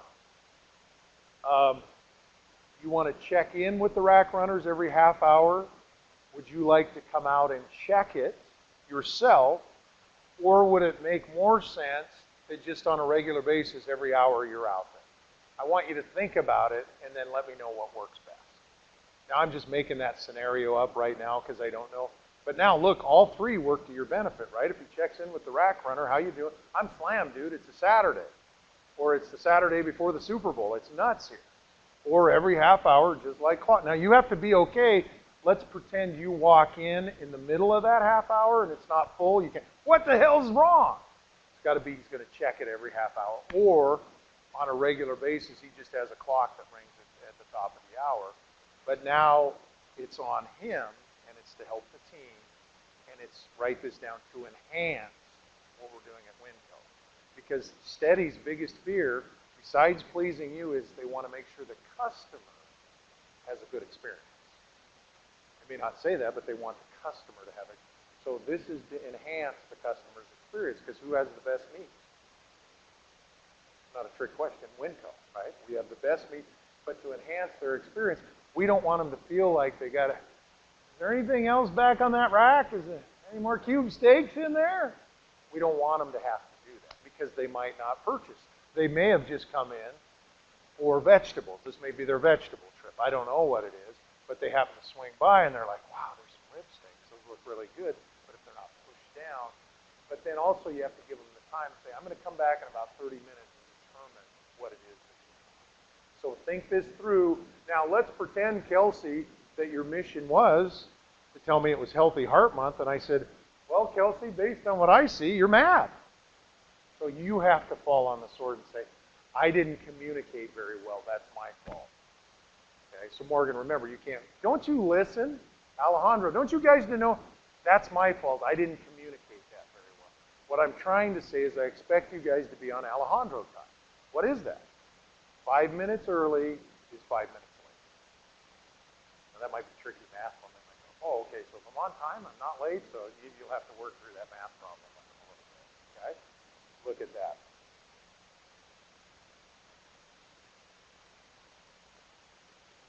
All right.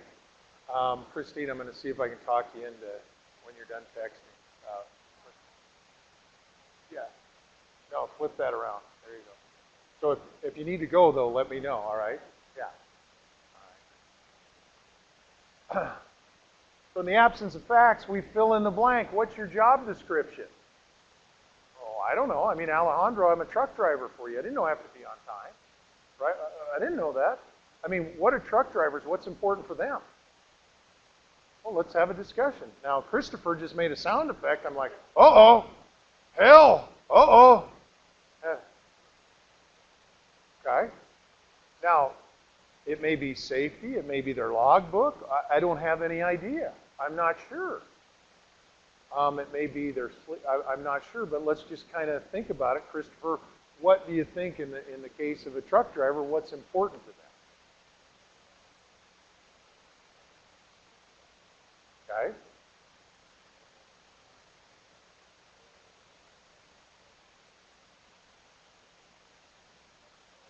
Okay.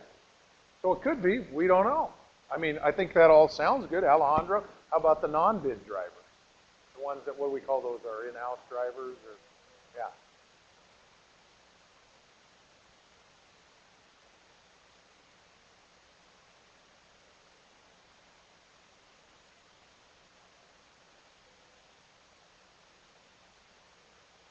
Yeah. Yeah. So remember, what would their personality be if they're like, this is the truck I always drive? What would that be? Steady or probably compliant. Because remember, dominance, I don't care. Just give me, has it got some diesel in it? Let's go. Fact is, just get me a van and I'll modify it to a flatbed. They're okay with that, right? But the compliant, they've got to, so remember, you've got to focus on the facts, not the feelings. See, your feelings are, let's get this thing done. But the facts are, your truck, and why is it being repaired? Because we want to make it right for you. We don't want to break the rules. Because if we break the safety rules, you're out of compliance. So see, that's a whole different position.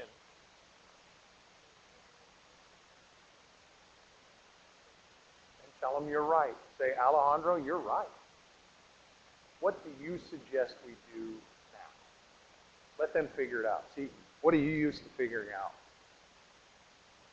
Everything. No? So, but make sure you always tell them, you're right. So compliance have to be right. Dominance have to win. So when compliance, yeah, you're right. They should have fixed it on the way. You're right. What do you suggest? And then they'll figure it out. Well, just don't let it happen again. You're right. Go from there, okay? So job description's important, and it's important you ask them, how do you like me to check in with you? So Paul, let's just pretend I'm manager of you. Do you want daily check-ins, weekly, monthly, and yearly expectations? Now, Paul may not want that, but I happen to, Paul's very compliant. Paul follows the rules. So he needs to know. Now, he doesn't need me to be a micromanager, but he probably wants to know, what are your daily expectations of me? What are your weekly? What are your monthly? And what are your yearly expectations? Is that fair enough? Now, you guys at Winco probably have a pretty good system where you get 6-month and annual reviews. It's just like clockwork, right? Oh, really? I didn't know that. Oh, and nothing. So we kind of have to make it up as we go. But you can, what I'm telling you is you can help your employees by you can do the, what are your expectations? So Alejandro, what are the daily, let's just work through this real quick because I got to, so what's the daily expectations of a driver for you? What do you expect them to do daily? Number one is I expect you to show up on time. Okay? Now remember, you can't coach attitude, right? So I can't tell you, I expect you to show up on time and have a good attitude. There's nothing you can do about attitude. Now you can find out what gives them a good attitude and try to provide them with that, but show up on time, that's non-negotiable. Okay, what's next? Daily. Give me 2 other daily.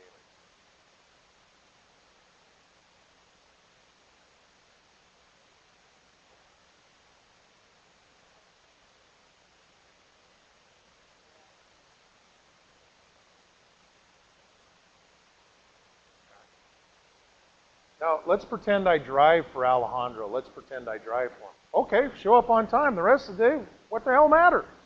But remember, if I'm compliant, which you've told me you have compliant drivers, because what do they get upset if they don't have their tractor? I'm talking about their tractor. Remember, dominance could care less, right? But compliance, and now what do they have to do? Well, heck, I mean, you already know in your head, you're like, well, geez, Dave, I already know what you're supposed to do. You're right, but compliance, need to see it written down. What are my weekly expectations? So Jacob, remind me your department. Okay. Do you have people that work under you? Kind of, which is code for you do, but you really can't tell them yes, you can only tell them no. Kind of. Oh, that makes it even better, right? Okay, so a good book for you. Okay, it's called The Leader Without a Title. I think it's Robin Sharma. So maybe I'd encourage, are you a book reader? Well, now you'll be one, okay? So remember, Leader Without a Title, Robin Sharma, okay? So weekly, and you're kind of in a conundrum because I'm guessing Jacob's an influencer, right? Can't you guys tell that? You got a funny face, Kelsey. Why would you?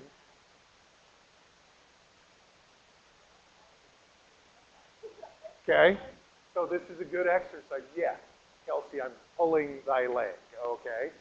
So Jacob probably, and think about the department he works in. I said, what are you excited about? What are you working on that you're excited about? Well, he's not excited about it, but he's getting the store chip ready. Wow, I can't think of anything I'd rather do than that. Can I help you out? Okay, and then he's doing some online gift cards. Ooh, wow, that was my backup. But okay, but he's compliant and he follows the rules. Okay, so it's important not only does he give the rules, but I'm assuming, Jacob, and he's got another conundrum, is that his manager, is that Mr. Barnhart, is that right? He's not there, and you don't really have the title, and I assume Winco moves really fast to make a decision. In a year and a half, guys, what are we going to do? Okay, so you can't be frustrated. You got to be fascinated. So this class gives you an excellent opportunity. Huddle up your team. Hey guys, we all know I'm not your boss, but I am your mentor. See, remember, supervisors tell you whether or not you show up on time or not. Mentors say, hey, that's not like me. What can I do to help you? Is everything okay at home? It's no different than Christine. Hey, Christine, is everything okay? Do you have a family member? Versus, Christine, what the hell are you doing over there? Hey, is there something going on I don't know about? That's the difference between a mentor and a supervisor. But think about Jacob. He's compliant. He hasn't been given the title, but he's kind of got to read some people's minds, because who doesn't he want to offend? We're mind reading a little bit, but who doesn't he want to offend? Christine, because I don't want him to think that I'm thinking I'm the boss, and I don't want, but your team is looking to you to be the leader without the title. So let me free you. You're now the leader. You're the mentor. Now, notice I didn't say you're the supervisor. You're not the vice president. But you're now the leader without a title, and you're going to have these talks with them. How do you like to be managed? Because guess what they're doing? They're making it up as they go, too. Hey, any word from downtown on what we're going to do? Anybody heard yet? Oh, they're probably just trying to save money because we're employee-owned. I don't have any idea. So you're going to have to take that and figure out what you want. Okay, now, Christine, this goes back to you. What happens if you exceed expectations? So let's go back to Jane Doe. What happens if she exceeds expectations? What's going to happen to her? Okay, now you said she's an influencer, so let's think about what we want to do if she exceeds expectations. And let's bring Mitch in to help us out. Mitch, you don't know Jane Doe, but she's an influencer. What can we do if she exceeds expectations? And look to Christine to help her out. I want you to look at her, not me.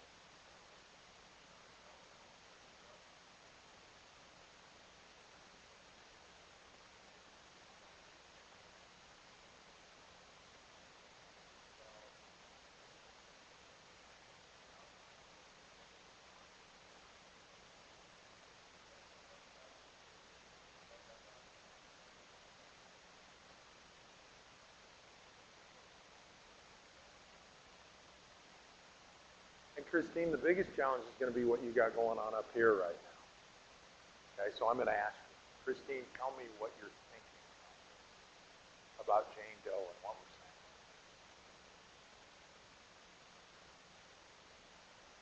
Okay, but tell me what you're really thinking. You think it's going to work? Could is code for do you think it's going to work? Oh, you do? Okay. All right. What happens if she doesn't reach expectations? What if she continues to be a high-priced coffee chaser? Say again? Wow, that sounds, oh yeah. Okay. Remember, if she doesn't reach expectations and she lets the team down, what does that mean? Well, one, the team's not going to win. Two, you're not going to get to play anymore. I mean, there's a whole bunch of things, but think of how important that is. Okay? Kelsey, I'm going to slide over to you. Do you have somebody that you work with that they may not be reaching expectations or it's challenging for you? Okay? All right. You have somebody that's doing a really good job? Okay. Have you asked them, hey, how would you like to be motivated? Because remember, 75% of the people that work for you, they don't want more money. They don't want more time off. Because how many of you have made more money than you've ever wanted to make and get too much time off? I'm glad nobody raised their hand, right? You can never make enough money or have too much time off, okay? But they want to be told thank you or good job, but you've got to tell them the way they want. Because let's think about it. Jacob, how do you like to be rewarded?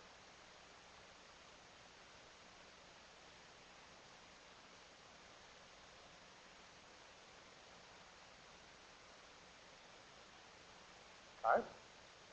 And we've already had Christopher tell us with money. Yeah, give me some money. Fair enough, that's good. Brenda, how do you like to be rewarded?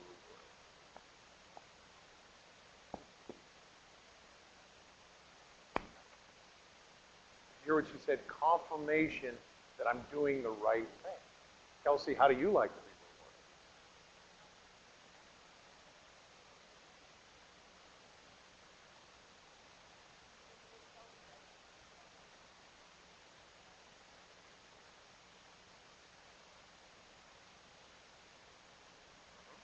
And do you like that? Okay, wow, would you think that about Kelsey? It's important to know. Hey, when they go out of town, and all they're saying is, Kelsey, you're important to me. Because when I went on this trip, you were, and it's probably more valuable than any raise or any time off. Kelsey, you're important to me. But we've got to ask everybody because Mitch happen to know how he likes to be motivated, but Mitch, how do you like to be rewarded? There you go. Pretty simple. But I can't confuse these two with saying, hey, if you hit your number, I'm going to give you 10% of what you've done, and come over here and do the same thing to Kelsey and Brenda. Hey, Kelsey and Brenda, you guys get all your stuff done, I'm going to give you a raise. I give you $10. Get her done. However, if I talk your language and your language, what will I do? Raise the level of the water. Now, in some cases, I can't give you guys money, okay? Mr. Wynn and Mr. Co said I can't give you money. Okay? By the way, you guys are all Wynn and Co. But that being said, what could I do in place of money? Christopher, what could I do in place of money?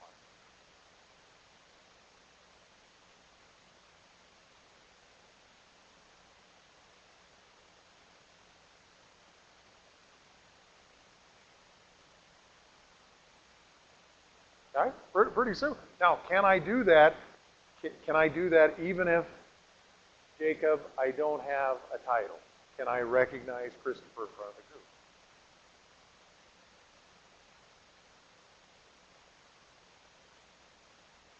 Okay?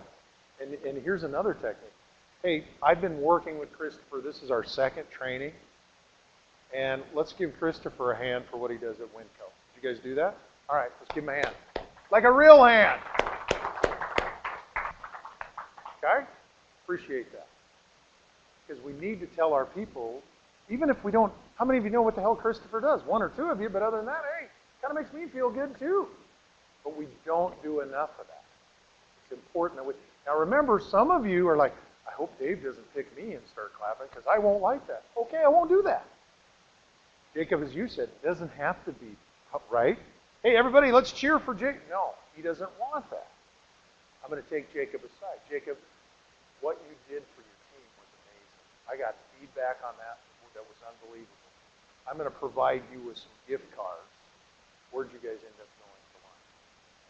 Okay, I'm going to provide you with some Olive Garden gift cards. Keep up your great work. I appreciate it. Okay? But notice how I'm going to motivate him different than everybody else. All right? Have I asked my individual team members, and you heard the audio, how do you like to be managed? Expectations clearly outlined in writing, or are they just in your head? Alejandro, you made a great point. Well, isn't everybody supposed to show up on time? Doesn't everybody go outside when their dad's outside? I used to think that when I was out mowing the lawn. I thought my kids would come out and help me.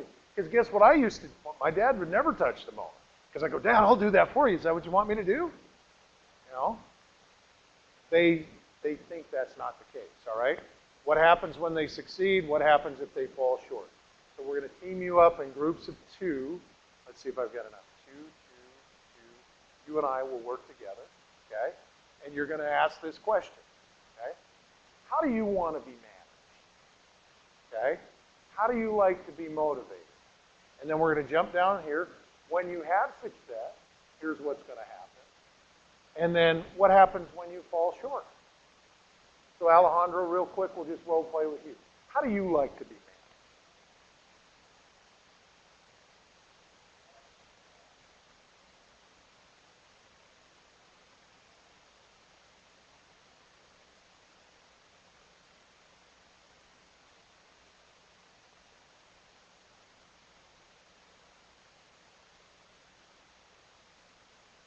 Okay, so timelines are important to you. Also resources, where to find it. Okay, now when he said pretty basic, Christine, I'd probably, just in the keep us on time, I'd say tell me more. It's pretty basic to him, so I'd say tell me more. I'm not going to do that. Alejandro, what don't you like when it comes to management?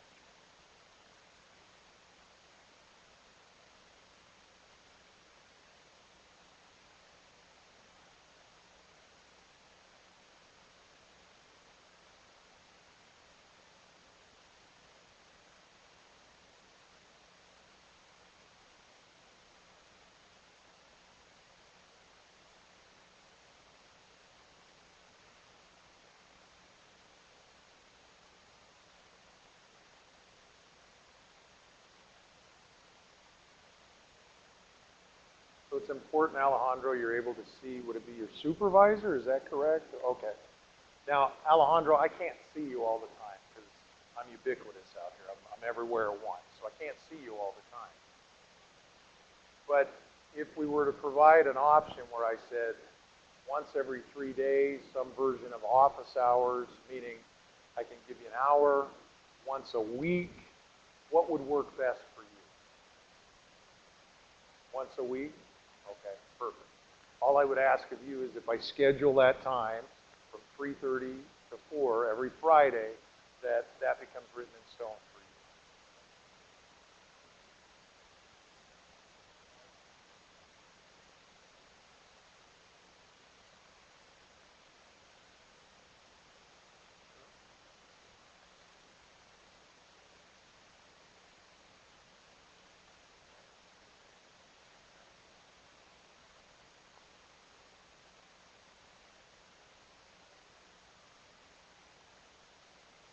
All right. So if we were to manage up, what personality is this supervisor? So I was talking a little bit about managing down. Now we're going to go up. This supervisor, what's his personality?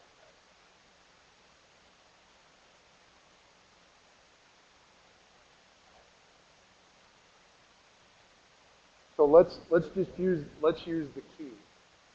So to protect his name, it'll be what's the name we use? Bob. Yeah, I didn't want to use Django, but Bob. Most of this room is compliant, by the way, if you can't tell. I don't want to give their name up because you might tell somebody. So you're all right. Make sure you know that. So Alejandro, in this case, we would say, Bob, you're absolutely right about keeping the office locked. You're following the rules. Okay? You're right. Bob, I'm confused, however, at 2 a.m. when I need to access whatever it is. You must have a strategy on keeping me out of there. And then you don't say, because what's he, what? So notice how you didn't say, why can't I have a key? What's he going to say? Well, it's a safety thing. Or what, for whatever reason. So you supported the reason he had a lot, but you said, I'm confused. You must have a strategy. And your hope is, what's he going to figure out in his head? What's your hope? How about just give you a damn key? Okay, I mean, but that's what I want him to figure out, but you got to talk to him in his language. Okay, so notice what I said. You're right. Isn't it important? He locks the door, he's doing all the stuff, and you follow the rules. But I'm confused. At 2 in the morning when I need that document, you must have a strategy of making it so I can't access it. Then what do we hope he's going to figure out? That you need, and let him figure it out. And like I said, probably, Ben, I don't know the rules in your company, but might he say, well, hell, I'm going to give you a key. Or is he going to go, I don't trust you, Alejandro. You like to show up to work on time, and you work really hard. I don't trust you. But we've got to talk to him in there because I think you're mind reading. I think that's the case. All right, so get in your groups of 2. So the main thing you're going to ask is, how do you like to be managed or motivated, whatever it works? What don't you like? And the reason you're practicing this is when you go back to your office, you're going to practice on somebody. Christopher, in your case, you're going to practice on a colleague that's some version of equal, and you're going to use me as the excuse. Hey, one of the things we had to do is practice this, and I'm going to try to talk to you in your language. Hey, what motivates you? How do you like to be managed? What don't you like, okay? So since I've already asked the questions, I'll have you, Ben, ask me.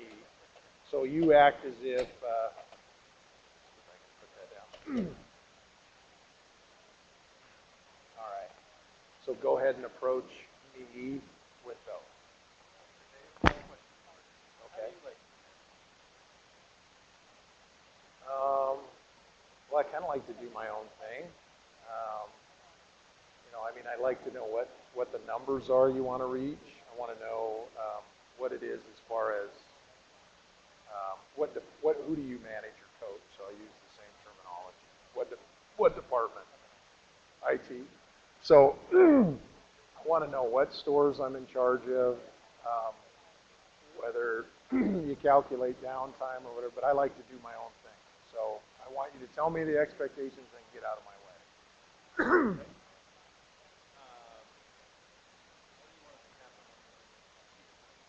Okay. Yeah, I like some public recognition. Okay, and I like an occasional, if there's some sort of a bonus or something like that. And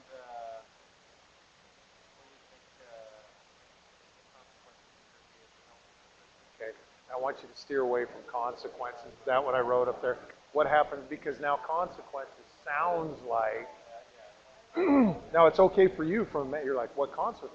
But if you fall short, what happens? But why don't you hit me with this?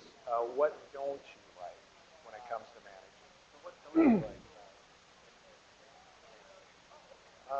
Well, there's 2 things I don't like. One I call a scope shooter. So it's when I do something and I get done and somebody comes in and says, well, I would have done it this way and I'd have done it that way.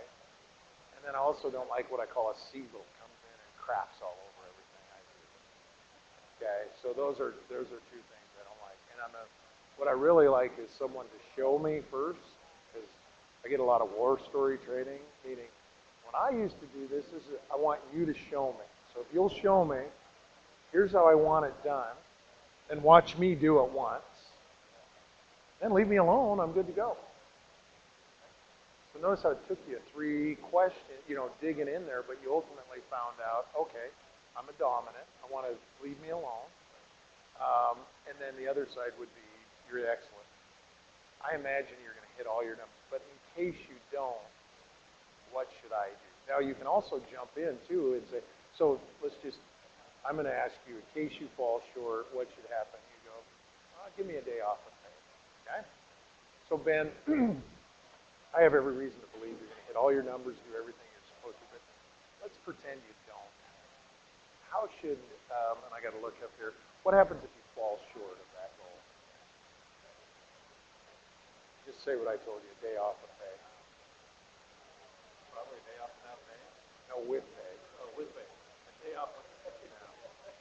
So, Ben, that sounds good, but That's not going to happen. does that sound, well, no, I'm not going to say it's going to, but I want you to discover, because remember, our real thing is we want to come up with, if you do well, here's what's going to happen, but also we want to make sure you know, if you don't, because I'm not going to have you determine, I'm going to determine. One is, you're going to get a verbal warning. Two, written. And three, it's going to be taken out of my hands. But I need to coach you through a day off. So I want a day off with pay? That sounds good. But Ben, I'm confused. Notice, do you think that's going to happen? You know, that may sound good. Okay. Now, maybe a day off without pay. Okay, a day off without pay. Of course, that's going to cost me some man hours too. Probably if I give you that day off, I'm probably going to have to put something in your file. Is that okay? Doesn't sound good. Yeah, no, I agree with you. And again, make sure you know, Ben, I don't think any of this is going to happen, but I also want to have expectations is, so a day off without pay, probably going to have to put something in your file that says, you got a day off without pay and here's why. Because, you know, if Valerie asked me, I want to be protected. Ben, what would happen if it happened a second time?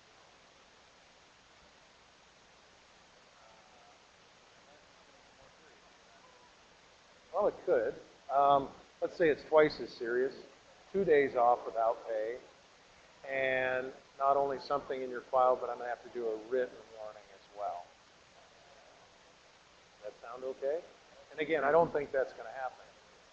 All right. And then I have a philosophy. I know this will never happen, but if it happens a third time, it'll be taken out of my hands. See, you don't know what that means. I don't know what it means. But notice I'm not, well, but I'm not threatening you, right? I'm not saying, because I don't really have the power to fire you, but it'll be taken out of my hands. So now, what happens if you do really well? I'm going to get this, this, and this. So the first day you don't do it, I go, well, Ben, remember what you told me. Right, day off. Go, yeah, but we got to stick with it. Now, Ben, I know this won't happen again, but if it happens again, what's going to happen? 2 days off and go from there. Okay. But then that way you're you're managing yourself now. I don't have to come to you and go, hey, you screwed up. Guess what happened? You go, put me in the clink. And it doesn't just become a regular habit either. The third time, it's out of my hand. Now they're going to ask you, well, what's that mean? It's out of my hand. Right? You don't know what it means. But you don't tell them, I don't know what it means. You just say it's out of my hand. And that's the mission. Okay? Good stuff. Okay, so make sure if you haven't switched, rotate, rotate, rotate. So our mission is, how do you like to be managed? And then the next one, what don't you like? And clarify. So in Alejandro's case is, I think you said it was pretty simple or something like that. Say, tell me more. Because you need to know more. Because to him it's pretty simple, but to me it's pretty complex.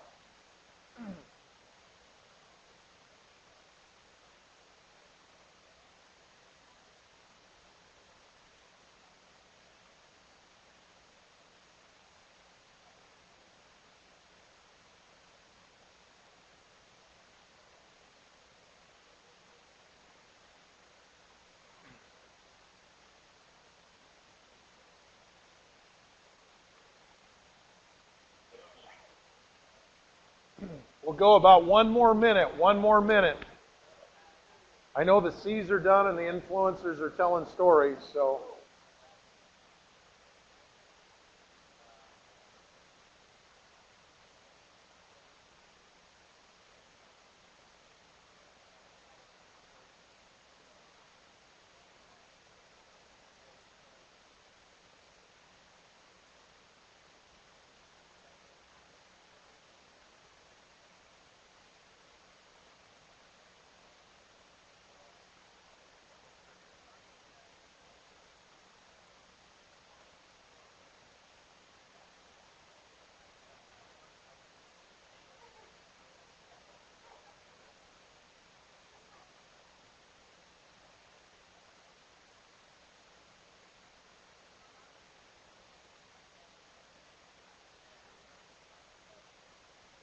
Oh.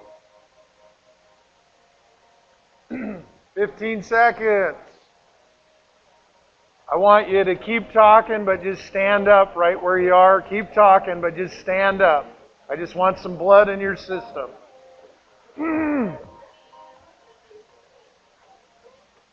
Okay, rotate left to right. Keep talking. Rotate left to right. Left to right.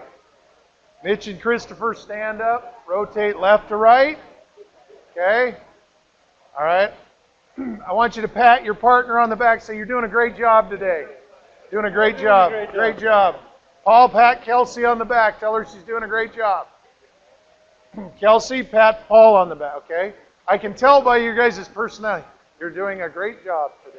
Okay. All right. All right. I sure appreciate you guys. I know some of this stuff's brand new. Some of it for you is like, but the biggest thing's going to be is to dig in and not have a pre-existing thought in your mind, yeah, but this will never work on Bob. Yeah, but this will never work on Jane Doe.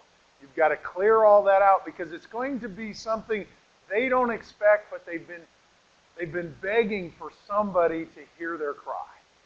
They've been begging for somebody to hear their cry. Now, it may be different than your cry, but this is the next piece, and this is difficult to do. Mitch and I did this the other day with a couple of people that work for Mitch. And we had somebody, their description was they were an account executive. Okay? Their job is selling. And we had one that was an A, they were going up, and we had an action step. We got to challenge them more. They're an A and they're going up, we want to continue to challenge. But we did have someone that was a C and they were going down. And that's tough, Brenda, because this person had been with the company for a long time. And they're still with the company. But the hardest part is the people that we know that need some sort of an adjustment, and an adjustment might be, let me run down to I used to call it the Kinko's, what is it, FedEx, and help you on your resume. Because everybody's looking to us to help, but we want to come up with a strategy. So go through your team, and real quick, you put their name. Bob, here's his description. Is he an A? Is he a B employee or C employee? Is he an A? You know if they're an A. Are they a B? Are they a C? Are they going up or down? And you can put neutral in there. That's for you steadies. And then what's your action step? What's your action step? So let's just use Jane Doe. Jane Doe. Jane Doe does all of our, what do you call it, virtual marketing or social media. What is she, an A, B, or C? My guess is she's a C, but you'll probably say she's a B minus. Okay.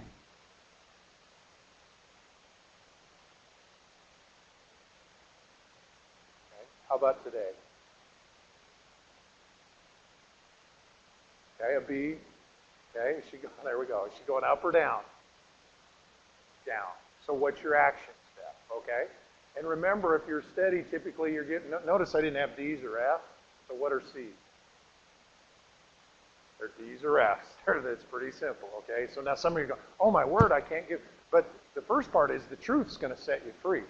Because you know it in your heart of hearts, Christine. We can talk about this all we want, but it's probably not a fit. And they're going, hey, give it to Christine. Go to that class. You can fix anything. If you go to the class and come back. So you do have an action step. You're going to take her aside. You're going to say, how do you like to be managed? What don't you like? And you're going to share with her, hey, this isn't like you. This isn't like you. Letting the team down. I'm using a lot of body language because I assume she's an influencer. But this is what I would like to see happen. And if this happens, here's what you're going to do. We're going to get you a gift card. We're going to surprise you. If it doesn't happen, you can either ask her what you would like to see. Because Christine, she probably wants somebody to tell her it's time to move on too. But she just doesn't know what to do. So Christine, with your personality type, what I'm sharing with you, become her mentor. And her mentor, maybe this isn't a good fit for you. Maybe. I don't know. But that's what I want you to do. So just take a couple of minutes on this. So here's our mission. You're going to run through this till 25 after. We'll work in one more break, and then the last half hour we'll do the last slide. Okay? Everybody's good on that. Okay? Brenda, I feel like you've got a question. That's okay. Sure, as a mentor. Yeah. Yeah. Christopher had one for me. I don't know what the role was, but this guy happens to be an influence. Okay? And sometimes he's negative Nelly or negative Nick, whatever you want it to be. So when he's negative Nick, he's a C going down. But when he's positive Pete, he's an A going up. So what's our action step? It's going to be, we're going to sit down and we're going to use Dave as an excuse. Hey, and we're going to pretend he's Positive Pete. Hey, Positive Pete, how do you like to be managed? And he's going to say, how don't you like to be managed? And Pete, did you know that this happens when you're negative? Because Pete may not even know he's negative. You know how negative kind of, I mean, it's a lot more fun to talk about negative stuff, right? Remember those goofy clowns that are running around? That's a lot more fun to talk about than all the good news. Somebody's going, what clowns are you talking about? So, Christine has a question. An actual person, not Jane Doe? Now, I'm going to call timeout real quick. So remember, I've got to support this, Morgan, because part of me as a D is I'm like, can't you just tell me the damn name? But remember, this is a steady. Did you hear she said she's sorry, too? That happens as well. Okay? Now, there's nothing. Now, Christine, make sure you know I'm not asking you to change. This is good management coaching for everybody. I've got to reinforce to Christine that's okay, because she wants to feel comfortable and safe. Now, Christine, the flip side, though, when you're talking to a D, you can't be wishy-washy. Okay? When you're talking to a D, you've got to have it all planned out. Just like when I walked into the room. Let's practice it one more time. What's my name? Bob, how are you doing? Hey, good. What's going on? Oh, nothing much. He gave me the cool handshake, too. I'm all, I love that. You got me fired up. So, Christine, see how that works. You've got to match them that way. But in this case, Christine's in her environment, and Morgan, notice the space I'm giving her. Okay? So, Christine, what's the name we're going to use? John, okay.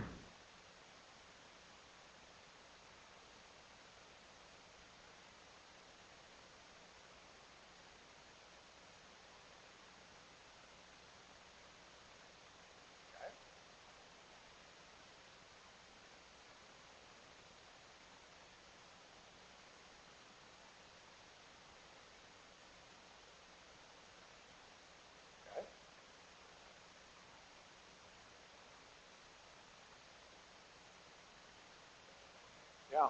Okay.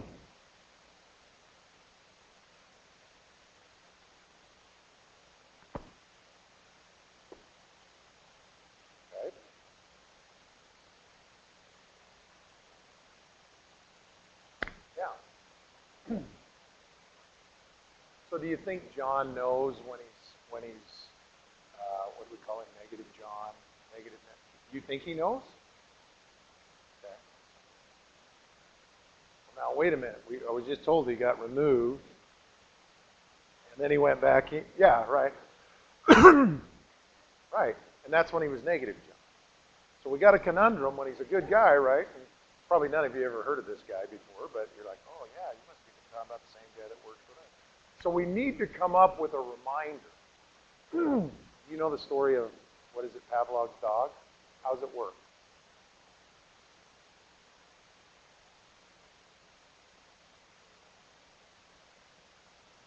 When what happens? When you ring the bell. So we need to remind John. We need to either remind him two ways. When we ring the bell, he's doing really good, or when he rings the bell, he needs to have that reminder. So what we do in sales coaching, Mitch, what do you say when you call somebody and they go, why are you calling me? Who gave you permission to call me? And they sound mad. What do you say to them, Mitch? Okay.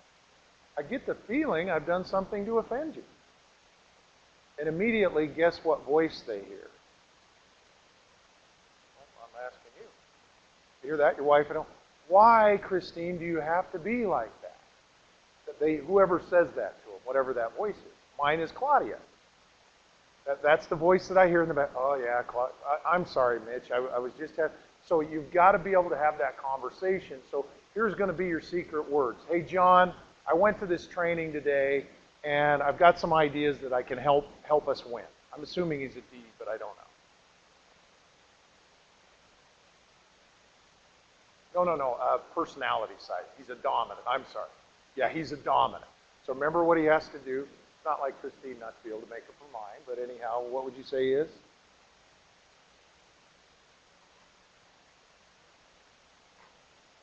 Okay, so dominant influencer, we'll put them both in that. Fair enough, dominant influencer. So we got to give him lots of love. We got to make sure he's going to win. So we're going to say, hey, we got some cool things to share with you, some good things. But my biggest fear is, Christine, share with all of us, what's your biggest fear when you share this with him?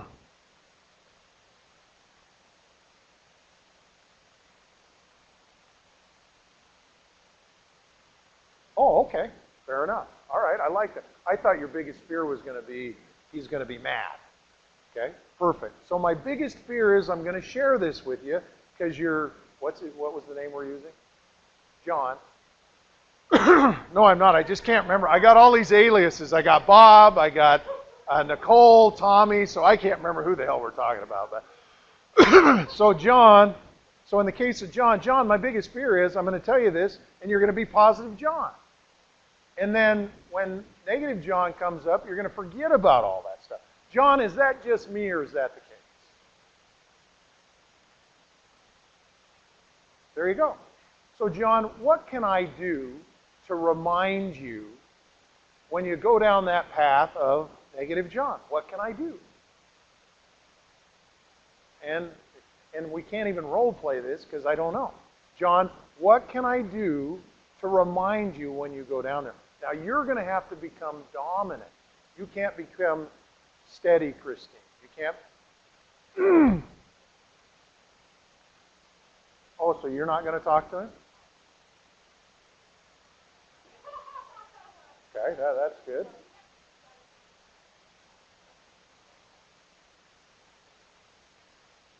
So do you think this supervisor can present the information as good as you can? Or do you think it'll get lost in translation?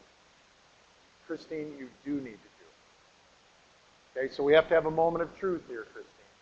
You need to do it, and your company's depending on you to do it. Because what's the real reason you came here? Yeah.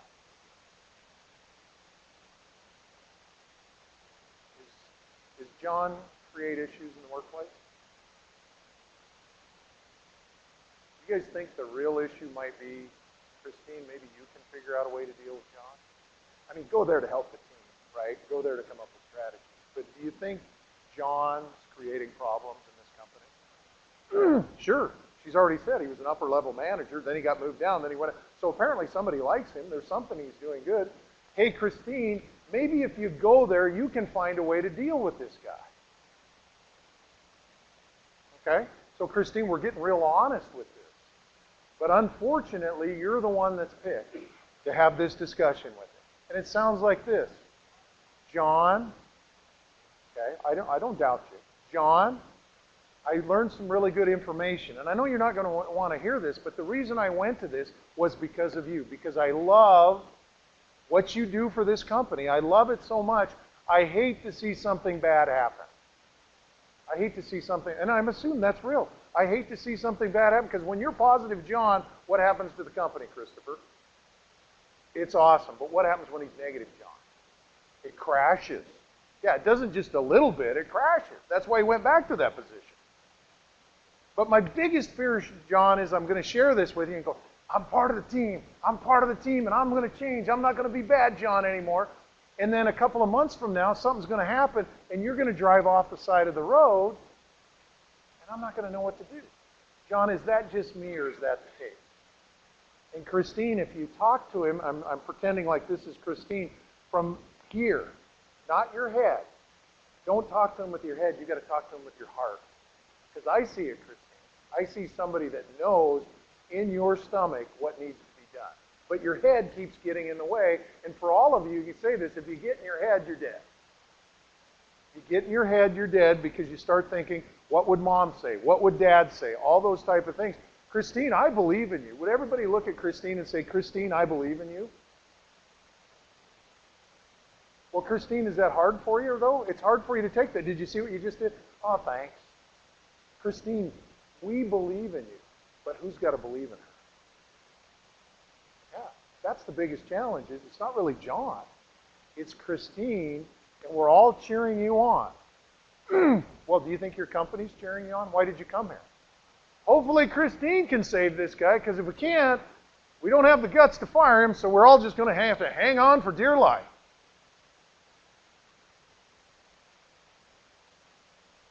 So, Christine, I want you to find that spot. Remember how I started out training? Eleanor Roosevelt, what'd she say to do every day?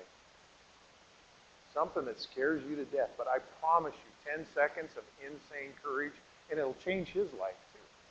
But what's going to get in your way? You don't have to make a face about it. It is. Don't be sorry. Yeah, don't be sorry. So that's going to be hard. Like I said, Christine, I applaud Christine because unfortunately, or fortunately, Christine, today you're the uncomfortable. But it's going to change your life and it's going to change his life. But you've got to take action. If you wait, and my encouragement to you is when you get back to the office today, grab John right now. Because if you wait, what will happen? What will you get in? You'll get in your head and you'll start overthinking it and you'll think, well, I'm sorry, I don't want to offend him and I got to take action. So that's your mission. We all believe you can do it. The only one who doesn't believe she can do it too. You're even afraid to say me.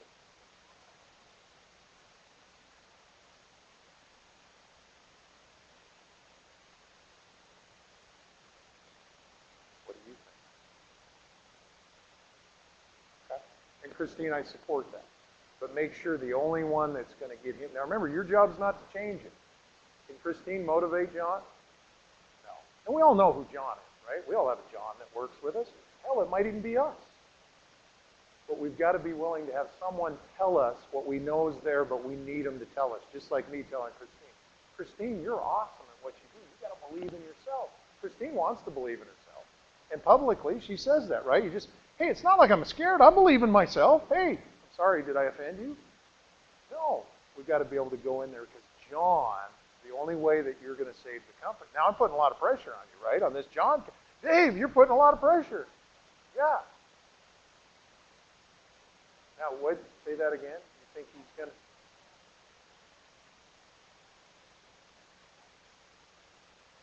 You're mind reading, right? You're mind reading what John's. What did you say you think?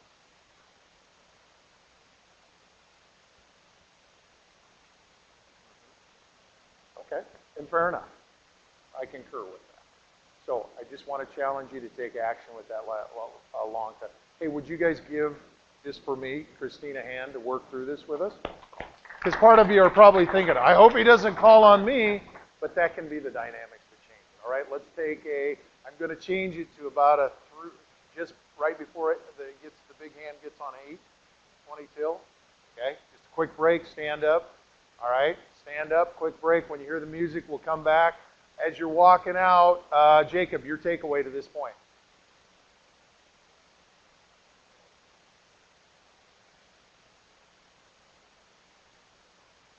Okay, like that. Hey, Morgan, how about when we went through the piece with Christine? Did that resonate with you anywhere? Were you thinking, oh, I know, or you might even be thinking, maybe I'm like that sometimes. How many of us have an employee that's, yeah, we all do. Yeah, absolutely. Laura, your takeaway. All right, it's on that page somewhere, okay? Brenda, how about the energy? What'd you feel going on with Christine, with me? How were you feeling in there while we were having that talk? Were you like, you didn't really like it, or what was going on with you? Yeah.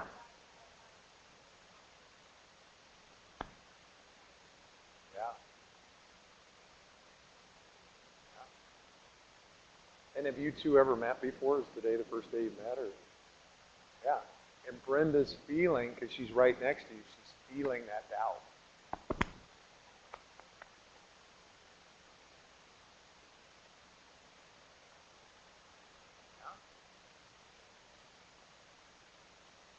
Yeah.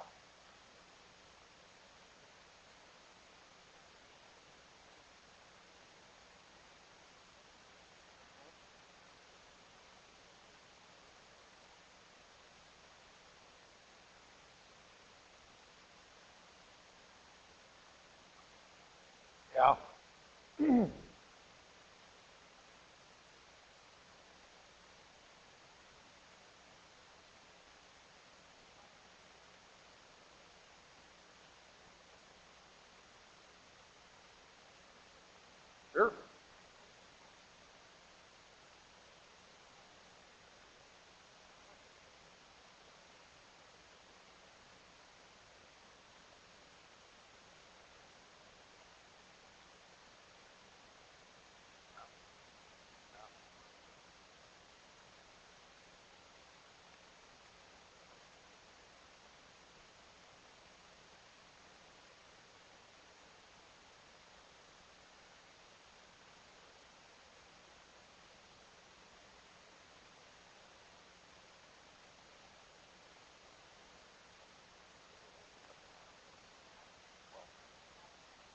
Sure.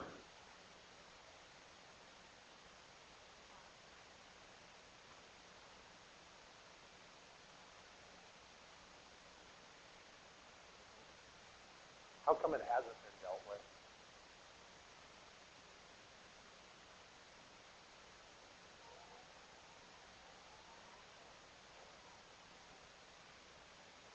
Yeah. Sure. Sounds like a house, right? Sounds like our family, right? Sounds like our family. Okay, as you're coming back, I want you to discuss, and you just go right back into your, how did your mom and dad motivate you? And part of this is maybe, Matt, what they teach you about money, okay? But more importantly, how did your mom and dad motivate you? As Alejandro said, he just had to read his dad's mind. Hey, if his dad was out in the yard, guess what he had to do? Go be out in the yard. Matt, how about for you? How did your parents motivate you? Okay? So that's how he motivated you, with dollars and cents. Kelsey, how about for you?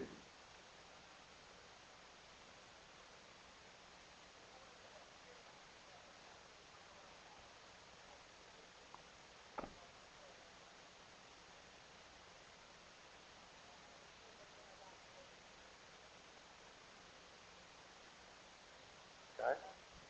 How about to get stuff done around the house and things like that? Did you hear what Kelsey said? I don't want to say fear. What did she just say?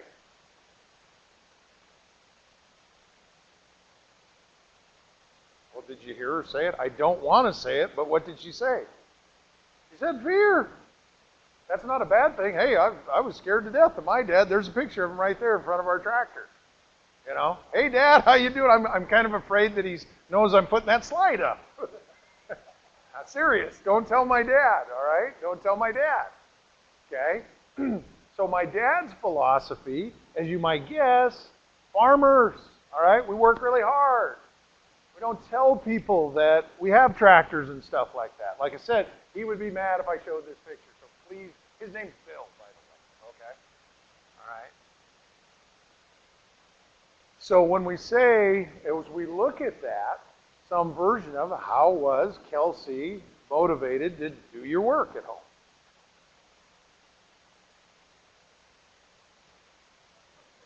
Oh, even a better tactic, right? Kelsey, Kelsey's my, Kelsey, by the way, is my sister, okay? Yeah, guilt, fear, because where do we get that from? And see, by the way, we have great families, so if we're going to blame my dad for, making me mind read and not telling me he loves me and all that, but I also have to blame him for making me a hard worker. Dad, I blame you for making me a hard worker. Dad, I blame you for making me passionate. Dad, I blame you for making me go the extra mile. Because you're absolutely right, Kelsey. Yeah, they did some strange things. Our parents do some weird things.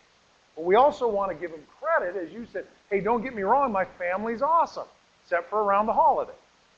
But other than that, they're okay. So, Kelsey, the reason we're going through this is a real simple thing. How do we naturally motivate people we work for? And I'll go back one slide because I don't want to jump here too quick. But how do we motivate the people that work for us? Alejandro, if you're working, what should your team be doing?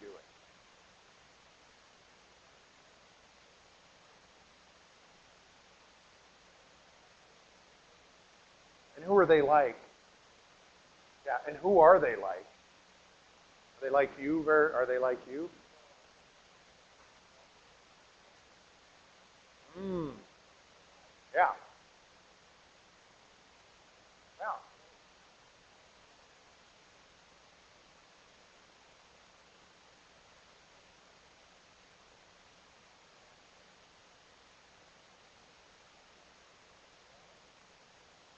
Kind of go to that different place. Yeah. So I want you guys to practice on people that you don't know. I want you to practice your management. The easiest way is, now I assume that a lot of you shop at Winco, okay, and even those that don't work at Winco, we all shop at Winco, absolutely, we love Winco. But I want you to practice when you see a barista. So make sure I get it right, Masimba, okay. So Masimba, when you go to Starbucks and they don't have the personality that you think you want to see, I want you to say some version of this.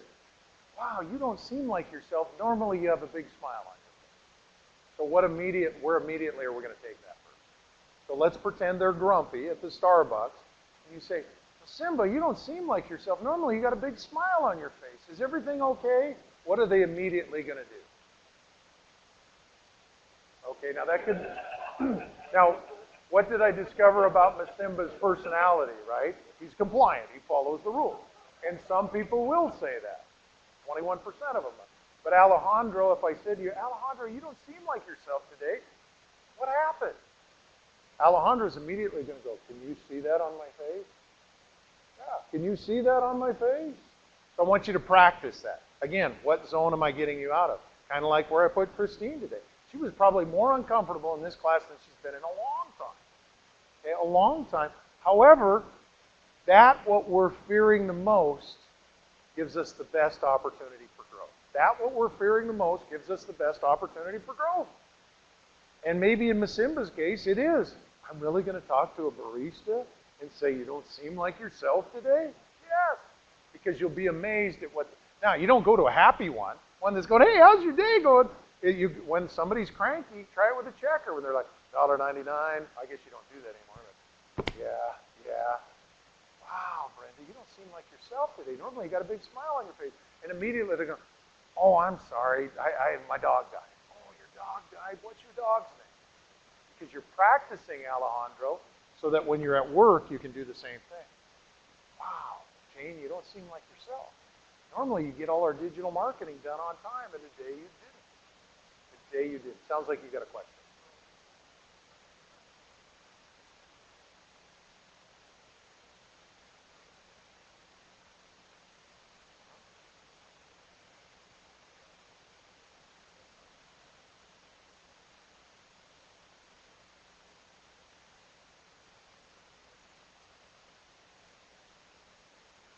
Yes, personality trait. Because who decided that a CEO is dominant? A CEO could be compliant. Okay, so let's look at Bill Gates. He's compliant. Donald Trump is dominant.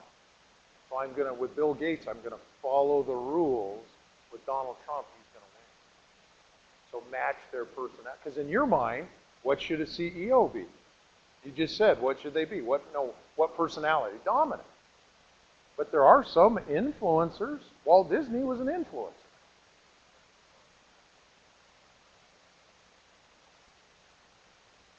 I love how you manage and run this company. I love how you do it. Hey, I'm trying to help my team out, and I'd love if you would be, so do you see how I'm talking about that? And you can tell by just going in their office. If there's pictures and they got their diploma and all that type of stuff on the wall, pretty good chance they're an influencer. They got a Bronco helmet and all this type of stuff. If they only have one little picture of their family about this size, and I tease Mitch about this because he does, the picture of his family is about this size, right? It's about that size, and he's like, okay, I got a damn picture now. Leave me alone. Okay, we know he's compliant. All right? That's our mission. Okay? Now, I got about 4 more minutes, so I am going to, and I apologize that we got to, but that's stuff you guys can do, Matt, is look at people that work for you. Go look at their desk and see what's on there. So if there's a whole bunch of stuff in bright colors, they're dominant influencers. Now, steadies will have 2 or 3 pictures on there. They'll have more. Compliant just has one. A steady might have a little one here, and it was probably the person's picture that was in the frame already when they bought it at the store. And they're like, maybe I should have 3 pictures up. Okay? Yeah, just keep that one in there. So they'll have like 3 pictures up. Okay, Christopher's laughing, but I'm dead serious about that, okay? A couple of my steadies are going, he's giving away all my secrets. So remember to listen, okay? Chinese symbol for listen, one is the ear, okay? You listen with your ear. You listen with your eye. Brenda, you kind of picked that up today from me when I say, Brenda, I get the feeling that because I'm listening with my eyes, and then here's a big one, with my heart. I listen with my heart. But notice it doesn't say anything about I listen with my mouth. Because when I'm talking, the people that work for me are not listening. So when I'm talking, they're not listening. But when they're talking, they are listening. Alejandro, I know how he likes to be managed. Okay? There's not a lot involved, but he likes to know exactly what he's supposed to do And he also, when he can't figure out what he's supposed to do, he needs to know where to go find it. Pretty simple. Okay, so when I manage Alejandro, I've got his list, and then I've got what I call the 911 box. Okay, when you can't find it, you break into the 911 box. That's important. Christine, how do you like to be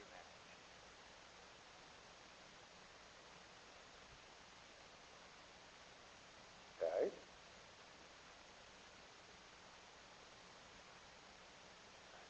Now, clear expectations, guess what? In my head, I think she should know what she's doing. So I need to ask her, do those need to be written, clear expectations? Do you like those written, or do you just want to read my mind?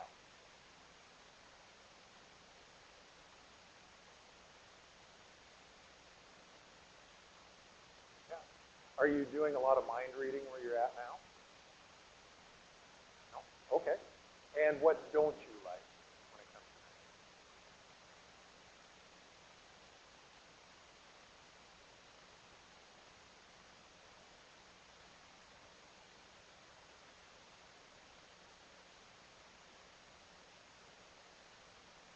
that? Okay. Now I have to be careful because remember, Alejandro, what's important for you? You need to physically be with him once a week. Now, Christine, it may just be, what, a telephone call or an email? And I'm not sure. I'm asking.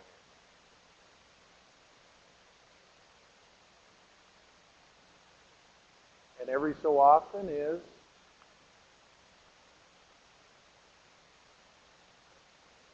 and what's that mean? Is that enough? Okay. So just make sure we clarify. Okay. So think about those of you that manage people, and I think, I'm not sure, Kelsey, do you manage some people that don't live in the area? Isn't there anybody here that manages anybody? Okay, maybe that was the last Winco group I worked with. But remember, on the phone, tone and tempo, okay? So keep that in mind, all right? Here's what I'm really good at. I'm talking about you. Okay, Brenda, what are you really good at? Calming customers out. What do you think your team wishes you wouldn't do?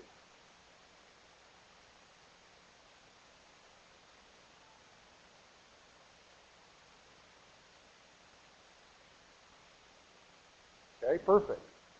I'd be a really great leader if, and why do you like the phone? Well, wait a minute, I'm not going to let you answer. Mitch, why do you think Brenda likes to use the phone for communication?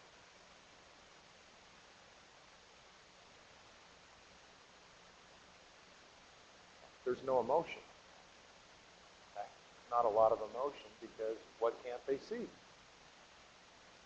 What's 60% of communication? Remind me. Body language. So now there's no body language, and you can just get right to the point. But what do they wish you would do? No. You just told me that they wish they would be what? What does your team wish you would do more of? Or they wish you would do, there you go. Yeah. And it may not be email. It may be, I'd like to see you. Now, granted, our work doesn't put us that way, but I would have you list your top 4 or 5 people. So, Morgan, just real quick, and I'm on my last 60 seconds, so it's got to be really fast. Give me one of your cutters' names. Span. Okay, so Span is good come Norwegian time when we have lutefisk and lefse. Ja, these will fit her. Yeah, we have lutefisk and lefse. Got it in the back. No. What does Span wish you wouldn't do? Okay, so Span would like you to quit making it read his mind, right? Span's trying to make you happy, and he gave you lutefisk, and that didn't make you happy. What would make you a great leader with Span?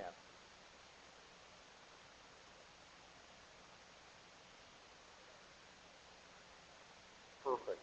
So maybe at the end of the day or at the beginning of the day, you would have a minute to meet with him, some version of what we call the daily huddle. And it looks like this. So the daily huddle, somebody keeps track of the time. We got 15 minutes. And it sounds like this. What are you thankful for, Mitch? Real quick, what are you thankful for today? Okay? Mitch is thankful for his health. What's your goal this week, Kelsey? What's your goal? Pretend it's Friday and you go, pretend it's tomorrow and you go, I accomplished what goal? getting all your emails done. What's your biggest obstacle, Kelsey, in reaching that? Time limits. How can I help you either with time or with some of those emails? Because every morning when I wake up, I need to ask this question. How can I help Kelsey reach her goal of getting all of her emails done? No different than you, Morgan. Every morning when you wake up, ask the question, how can I help Sven reach his goal of knowing your expectations at the end of every day? That's got to be your mission. So if you can put these daily, now for some of you they won't work, but if you could do it once a week, so instead of a daily huddle, let's call it a weekly huddle. And think about in your case, what don't you have? A title, but you're still going to get your team together and you're going to have a huddle and you do the, what did you call it? Where'd you guys go eat? Olive Garden. So it's the Olive Garden huddle. Okay, now did you hear the difference? What's the difference between a meeting and a huddle? When Coach Harson has a meeting, what's that mean? Yeah, we're in a room like this. A huddle means we're going to call a play. You watch out on that side. You cover my backside. Mitch, you go deep. Here we go. That's the difference between a huddle. Because what do you like to have, Jacob? Meetings or huddles? I'm just guessing now. There you go. Okay? It's not a criticism. That's what makes Jacob good at what he does. He likes meetings, but in this case, some of the team members just want to get in the huddle, ready, break. Real simple stuff. Thank you guys so much for your time today. I appreciate you. Christine, I appreciate you being open to some conflict. Simba, I appreciate you allowing me to work on your name. Kelsey, keep up your great attitude. Paul, wonderful questions. Christopher, well, I won't get to you yet. Okay. All right.